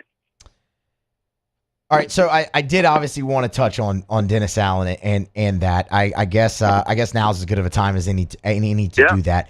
One thing that's been brought up, I know. Look, Mickey Loomis addressed it on his coaches show or radio show that he does with Mike Hoss about the state of the locker room. Do you think that Dennis Allen has lost the locker room? I don't think he's lost the locker room, and Mickey Loomis dismissed that really with a lot of disdain. Any suggestion that the team has quit, that the team would mutiny, the team would sabotage, and we saw it. We saw when they were down 21-0, and if there was ever a time that the team was going to be like, when can I get on my vacation? That doesn't typically happen in the NFL anyway. No matter what team these guys are playing for, they want to put on good film. They want to win. They want to win for each other. So, no, he hasn't lost it in that sense. But is confidence waning that he can get the job done, that they have the right offense in place, that they have the right system in place, that they have the right plan in place? I mean, it's natural for confidence to wane when you haven't won a game in a month. And you're just not seeing the team get better, and you're not seeing plans working. So that part of it is absolutely fair to wonder is, does this team, I think buy-in is a very important commodity in all of professional sports. Does the team believe as strongly today that they're going to go in and win a game as they probably did at the beginning of the season, or as they used to back in the 12-4 seasons? I think of course not. So that's a constant battle. Just having that, they say it all the time. It was an old Sean Payton line. It was an old Bill Parcells line. Dennis Allen's used it. Confidence is born out of demonstrated ability. They haven't demonstrated a lot. No, no, they haven't. That's for sure. So, okay, you had said when we were talking about the must win for long-term job ramifications, you have to win this game. So if that's the case, how hot is Dennis Allen's seat right now currently going into this game? Mickey Loomis has expressed a lot of confidence in him continuously. there's a lot of things that he hadn't pinned on, and especially last year, a lot of injuries this year, a lot of offensive issues, a belief in him that's built over knowing him for a long, long time. And so he's shown some patience. He believes in stability. He believes in continuity. Those are things that are important to him. But I think the last 3 weeks have changed a lot. I mean, this is me putting myself in the shoes of Mickey Loomis and Gail Benson. It's not anything that I've heard from them. But I think this stretch, the Minnesota loss, the Atlanta loss, and the Detroit loss, was maybe the worst 3-game stretch considering all the factors. What was at stake? They went into that stretch pretty healthy, even though they've been battling injuries lately. And I think they're not playing better. I think in the Minnesota-Atlanta games and the first quarter of the Detroit game, they were actually playing worse. And that fan apathy that we saw with all the Lions jerseys in the Superdome, I think that has to weigh on you. So I wrote about it today. I mean, I think there's other factors. How do they look at the end of the season? What are players and assistant coaches telling them behind closed doors? But I think the math formula might be as simple as I think he saves his job if he wins this division, because to win this division, you might have to finish 4-1. And that would mean probably some good football down the stretch. But if they miss the playoffs for the second straight year where an 8-win team or a 9-win team wins the NFC South, I don't know. I think the seat's probably very hot. Mike Triplett on Twitter at Mike Triplett, of course, NewOrleans.football with us on AFR every single week. Last one, Mike. Are they going to win Sunday? Please tell me they're going to win Sunday. I mean, I'd like to say yes. Oh no. and I'm going to pick them to win, but it's a bad time for the injury report to look like this. Yeah. That's for sure. I mean, we've seen defensive line problems, and now you've got a limited Cam Jordan and no Malcolm Roach. We've seen secondary problems, and now Marshawn Lattimore and Marcus May are on IR. We've seen offensive problems, and now Michael Thomas and Rashid Shaheed are hurt, and we don't know who's going to play quarterback. So they're not going in at their peak. But yeah, they sure better win this game. I really hope they win this game. That's going to be a very interesting Monday if they don't. But look, that's why they play the game. They'll do that at noon in the Dome on Sunday. Mike, we appreciate the time, as always, for another week, man. Thank you. All right. Thanks, as always. Absolutely. Mike Triplett, NewOrleans.football. Y'all go over there, get subscribed, read his stuff, read Nick's stuff, and Brooke as well. They all do a great job over there, and follow Mike on Twitter at Mike Triplett. All right, we're going to grab a break. Come back on the other side. We'll have more AFR. Couple more segments. Otterlock still to come. I'm telling you, Pacers games. Look at Otter, man. He might be heating up. Get in now when you can. Bet with the Otter. All right. AFR rolls on next here on a Thursday. AFR. Get Gordon and get it done. Gordon McKernan, Injury Attorneys. We're glad to have you aboard with us here, and we're glad every day to tell you about Gordon McKernan, Injury Attorneys, because Gordon not only has represented injured people in our state for more than 30 years, but Gordon also loves to give back. That's why he's got Gordon Gives, which is the charitable arm of Gordon McKernan Injury Attorneys. And right now is the entry period for the Gordon Gives bike giveaway. Every year around Christmas, Gordon, as sort of an homage to his fondest Christmas memory, getting a shiny red bike on Christmas morning, Gordon gives away bikes to young children around our state who are less fortunate, wants to brighten up their Christmas. And this year, he's giving away a record 488 bicycles on Christmas. To enter to win, go to GordonGives.com. Again, GordonGives.com. And this is statewide. Alexandria, Lafayette, Lake Charles, Monroe, Shreveport. Your deadline is November 30th. Baton Rouge and Hammond, your deadline is December 7th. So go to GordonGives.com. Bayou Ford has the new inventory to get you in a new Ford truck or SUV today, or customize your next vehicle just the way you want it. All new Bayou Ford vehicles come with a 1 million mile powertrain warranty. The crew at Bayou Ford is going to do right by you. I've been doing business with Luba for 25 years. They're dependable, trustworthy. It's just the attention to detail with our clients. Our folks have years and years of experience. They're highly trained professionals, but many companies have that asset. What I'd like to think makes Luba a bit different is that we use those talents in a way that truly is dedicated to serving the needs of the folks who depend on us. Hey, boat owners, check it out. It is the holiday season, which means it's time to buy yourself a gift by taking your boat to the next level with our friends at Front to Back Boat Service. Now is the perfect time to upgrade your boat and get it ready for that warmer weather, whether that's trolling motors, HD sonar, anything and everything. The Sherman family's been at it for 30 years, and Devin's going to take you through 30 more. Find him on Facebook at Front to Back Boat Service or go to fronttobackboatservice.com. The Windsor Senior Living Community in Mandeville, Louisiana is a beautiful, vibrant apartment community geared toward seniors. They are nestled right in the heart of Mandeville, where seniors live a more carefree lifestyle in spacious apartments with the peace of mind that comes from having a little extra help. Call the Windsor at 985-624-8040 to schedule a lunch and tour. Come see how the Windsor can be your passport to peace of mind. There it is, the extra mile, on the border of expected and extraordinary for those willing to go further, like vans customized for work or play, with safety and tech to keep you connected, supported by a 5-star sales, service, and finance team, and backed by the 1-star you know. So go the extra mile. It's never crowded, because so few have what it takes to go there. Mercedes-Benz Vans. Electricity is all around us, and our families depend on it. Every day is sparked by the power of a cold drink or a warm meal, a movie night, and a comforting light at the end of a dark hallway. From sunrise to sunset, playtime to bedtime, our team is ready to take care of your electrical needs. Even in the case of an after-hours emergency, the light in your life shines brighter with Mr. Electric. At Relief Windows, we're more than windows. We're windows, doors, hardy plank, and vinyl siding. But our number one product is always customer satisfaction.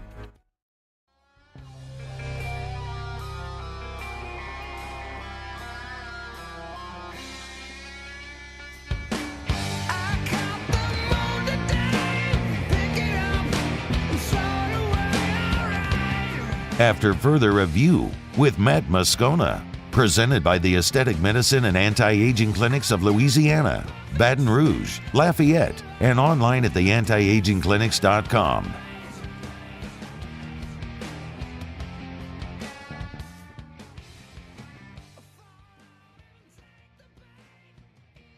Brought to you by Shawbills Tire and Auto Service, ShawbillsTire.com. 18 locations in South Louisiana. Find the location nearest you at ShawbillsTire.com. Bumper-to-bumper auto service and name brand tires at wholesale prices. They will always find a way to get you the best possible price for the best possible tires on the road.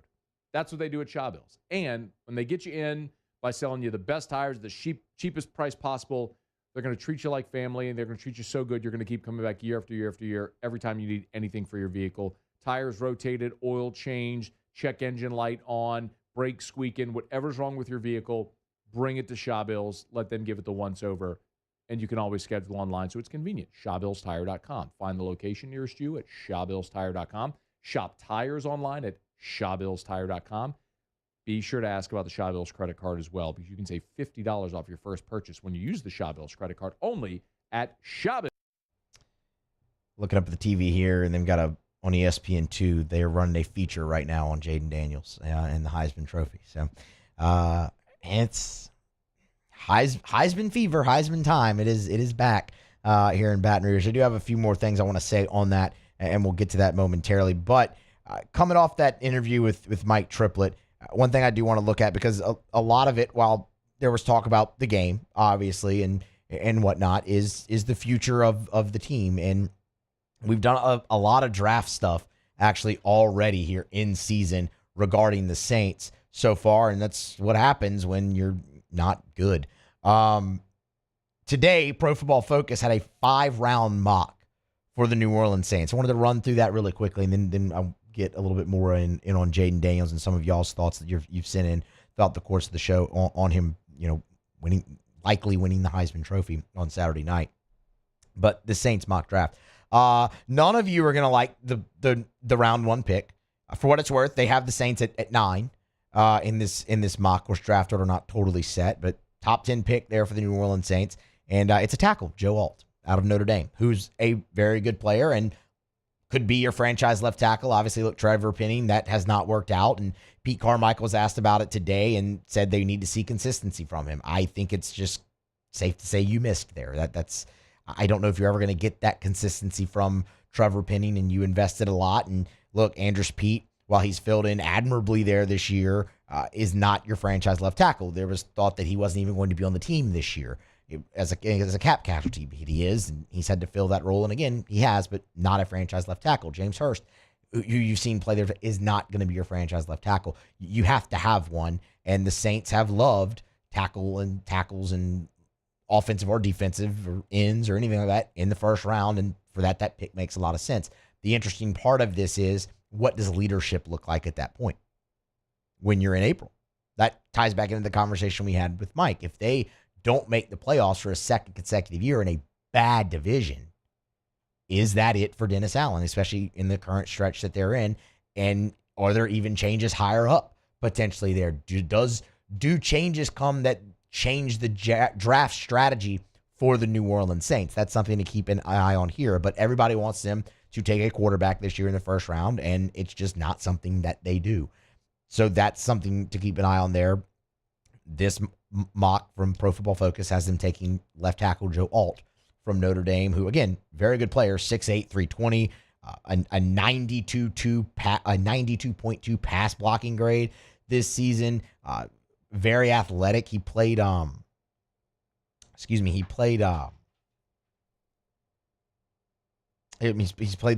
left tackle since he got it. He was a starter, like 3-year starter there. So very athletic guy, moves well for his size. The pick they have him at number 47, a name that'll sound very familiar to anyone here, Landon Jackson, of course, who started his career at LSU, transferred to Arkansas, really came on strong towards the end of this season. That's an interesting pick from my perspective. I mean, look, I can read this right up and see. I'm not going to tell you I watched a bunch of Landon Jacksons. I didn't watch a bunch of Arkansas this year.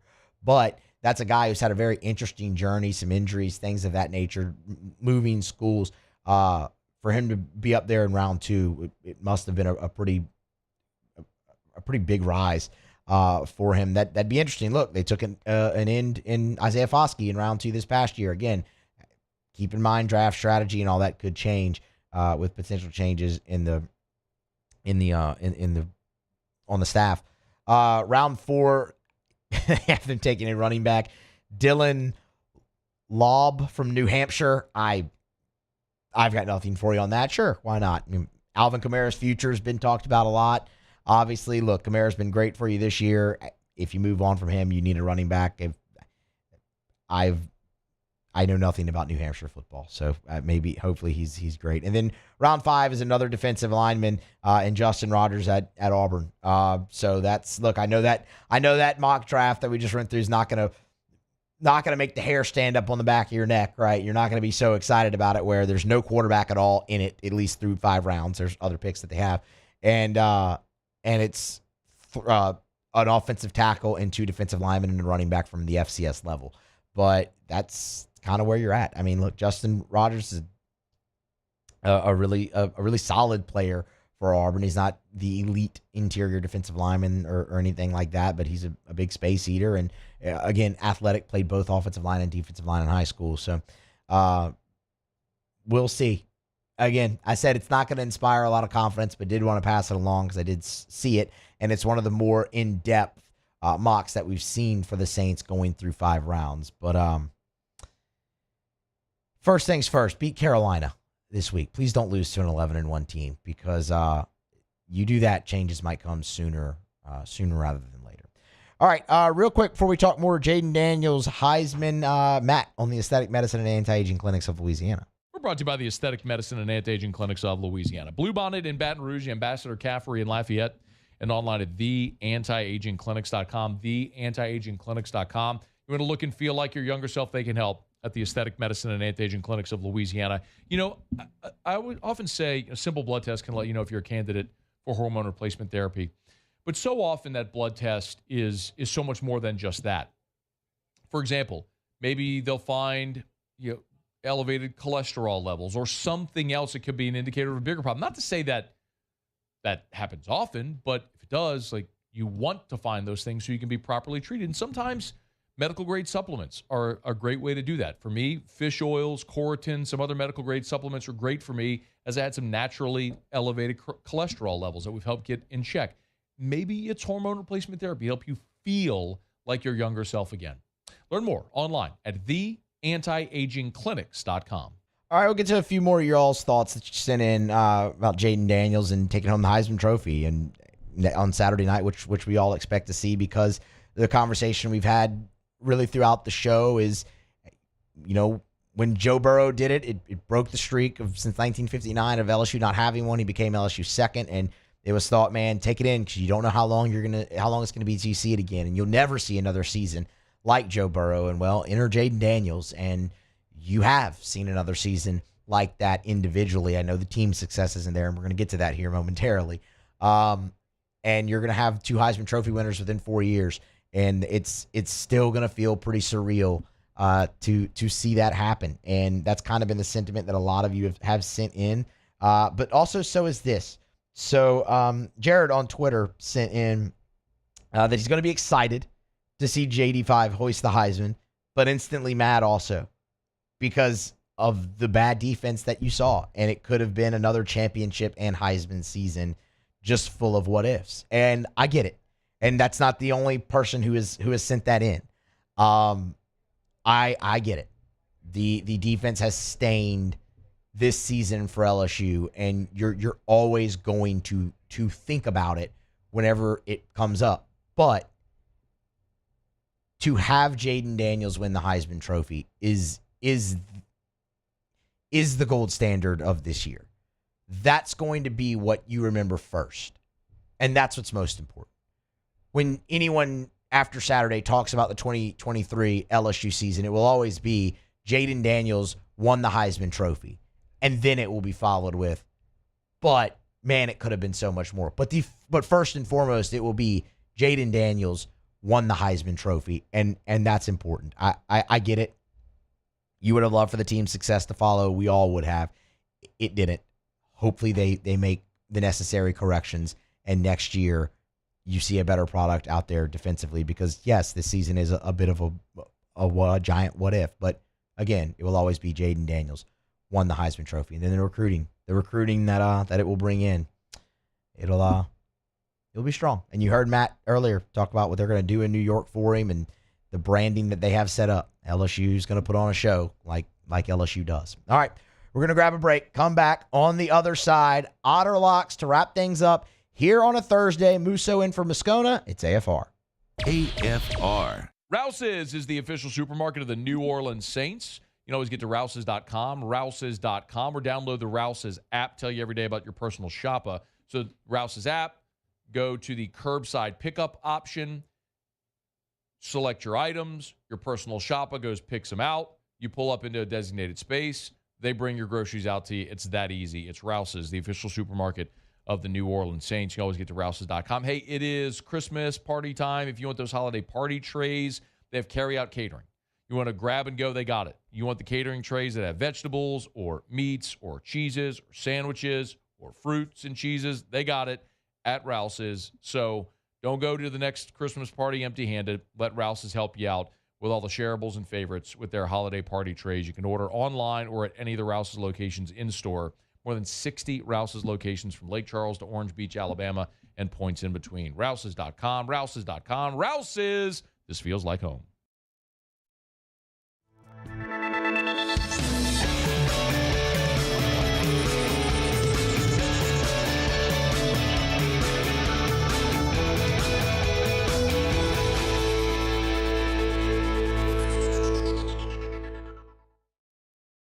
Go Gulf Coast Bank and Trust is giving our customers the power to bank anywhere, anytime during this challenging event. And we're right there with you. Our mobile banking app is a smart way to manage your money and time. Gulf Coast Bank and Trust, the bank that cares about you. The importance of doing this Fortified program and offering it to people down here is, number one, the only real chance you're going to get to do this is when you put on a new roof or build new. And through companies like HUDCO, who's kind of leading the way in this thing, it's going to offer the customers a huge advantage in the insurance market and the price of their insurance. You know, we're not looking to make a fortune off fortifying. We're trying to give you a better product than our competitor at the moment. I'm trying to do something that he can. I'm trying to give you something better. So a lot of these insurance shops, you're getting a re-roof, you're only paying your deductible. Let's sit down and talk about the Fortified and let's see what it does to your insurance premium. You're getting a steal.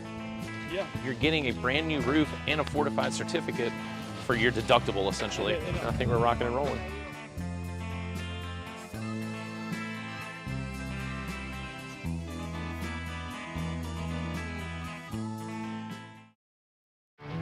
There it is, the extra mile, on the border of expected and extraordinary for those willing to go further, like vans customized for work or play, with safety and tech to keep you connected, supported by a 5-star sales, service, and finance team, and backed by the 1-star you know. So go the extra mile. It's never crowded, because so few have what it takes to go there. Mercedes-Benz Vans. Dylan Cruz here to tell you about Six Rings Baseball and Softball Camp. If you live on the North Shore and play ball, go to Six Rings Camps with former LSU assistant coach Dan Canaveri. His knowledge is second to none, and your child will improve and have fun doing it. Camps were held at Coquille Park and Six Rings Academy in Covington with 4 sessions over the summer. Full day and morning only sessions are available from ages 7 to 13. Go to sixringsbaseball.com or call 985-206-9096. Learn the game to love the game. I've been doing business with Luba for 25 years. They're dependable, trustworthy. It's just the attention to detail with our clients. Our folks have years and years of experience. They're highly trained professionals. But many companies have that asset. What I'd like to think makes Luba a bit different is that we use those talents in a way that truly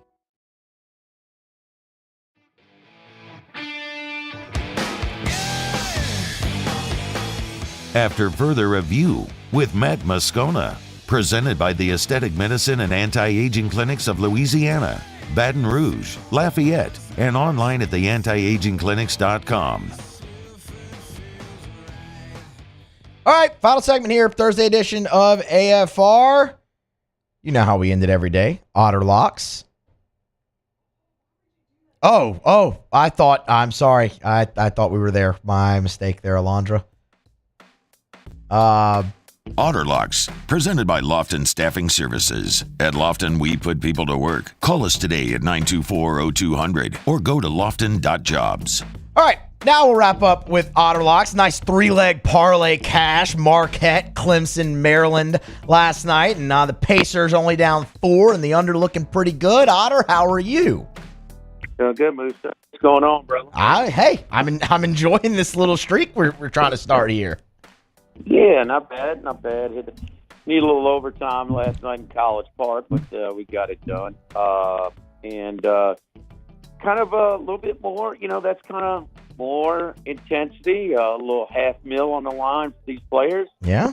So they are playing more defense in this tournament. So, of course, probably most of you listening audience going to bet the Pelicans anyway if they go bet the game, but I like the under in the Pels Lakers game tonight. Lakers, a quick turnaround. Also, they're one of the highest load management teams. 2-night turnaround traveling to Las Vegas. They might look to slow down the Pels as well. So under in that one. There's trash football. What's that? Well, I was going to ask what number for the under. I'm looking at 231. Yeah. Okay. Yeah. Oh yeah. And Steelers Patriots. Just lipstick on a pig. Otter, do it. Lowest total in the history of the NFL. And so it actually got down to 29.5, was immediately bought back. So it's not going any lower than it is. at 30. So people are trying to figure out the total and things like that, but just simple math. When you got a total that's 30, a 6-point teaser. Well, that's 20% of the number.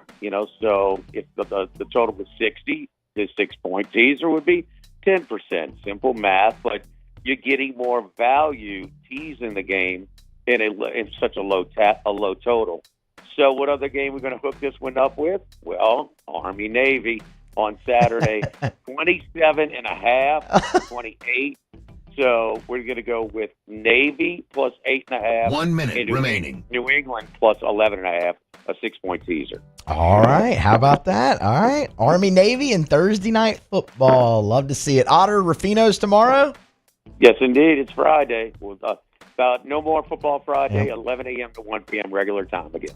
Y'all listen to Jimmy and Charles tomorrow from Rufino's. Otter, we appreciate it. Good luck tonight. All right, Moose. See you. Absolutely. All right. So there you go. Under in the Pels game, 231 right now at DraftKings, and then your 6-point teaser with the Patriots and the Army-Navy game as well. That's going to wrap us up here on AFR for a Thursday. Make sure you're here tomorrow. Matt is live from Legends in New York City. Time to talk Heisman. Mike Denbrock, LSU OC, and Joe Sloan, LSU's quarterbacks coach, both confirmed to join Matt tomorrow in NYC. Don't miss it. That's tomorrow's AFR. Be here for that. AFR. Brought to you by Relief Windows and ReliefWindows.com. When we talk about Relief Windows every day, I always say windows, doors, siding. And now shutters as well. They do your indoor shutters. Same thing as the windows. Custom made, measured to fit your windows, custom fit for your windows, lifetime warranty on your windows, your shutters. But Brandon, you often hear say their number one product is customer satisfaction. And that's not just a catchy line. That's not a cliche phrase. Have an experience with Relief Windows and you'll understand. They go to the ends of the earth to make sure their customers are thrilled with the work they do. As a matter of fact, Relief Windows never takes $1 from you. You will not, no deposit, no down payment. They take all the risk. They will not take $1 until you're thrilled with the work they do. Who else does that? Only Relief Windows. Check them out online at ReliefWindows.com. There it is, the extra mile, on the border of expected and extraordinary for those willing to go further, like vans customized for work or play, with safety and tech to keep you connected, supported by a 5-star sales, service, and finance team, and backed by the 1-star you know. So go the extra mile. It's never crowded because so few have what it takes to go there. Mercedes-Benz Vans. Hey, it's Matt Moscona. For years, you've heard me tell you about Insurance Network of Louisiana, helping you find better coverage for less money. But it's not just for your home and auto. They also offer commercial property. So, retail stores, professional offices like doctors, dentists, attorneys, clothing boutiques. Insurance Network of Louisiana can find you better coverage for less money. They service the entire state of Louisiana, and they're local. So call today at 293-0450 or lainsurance.net.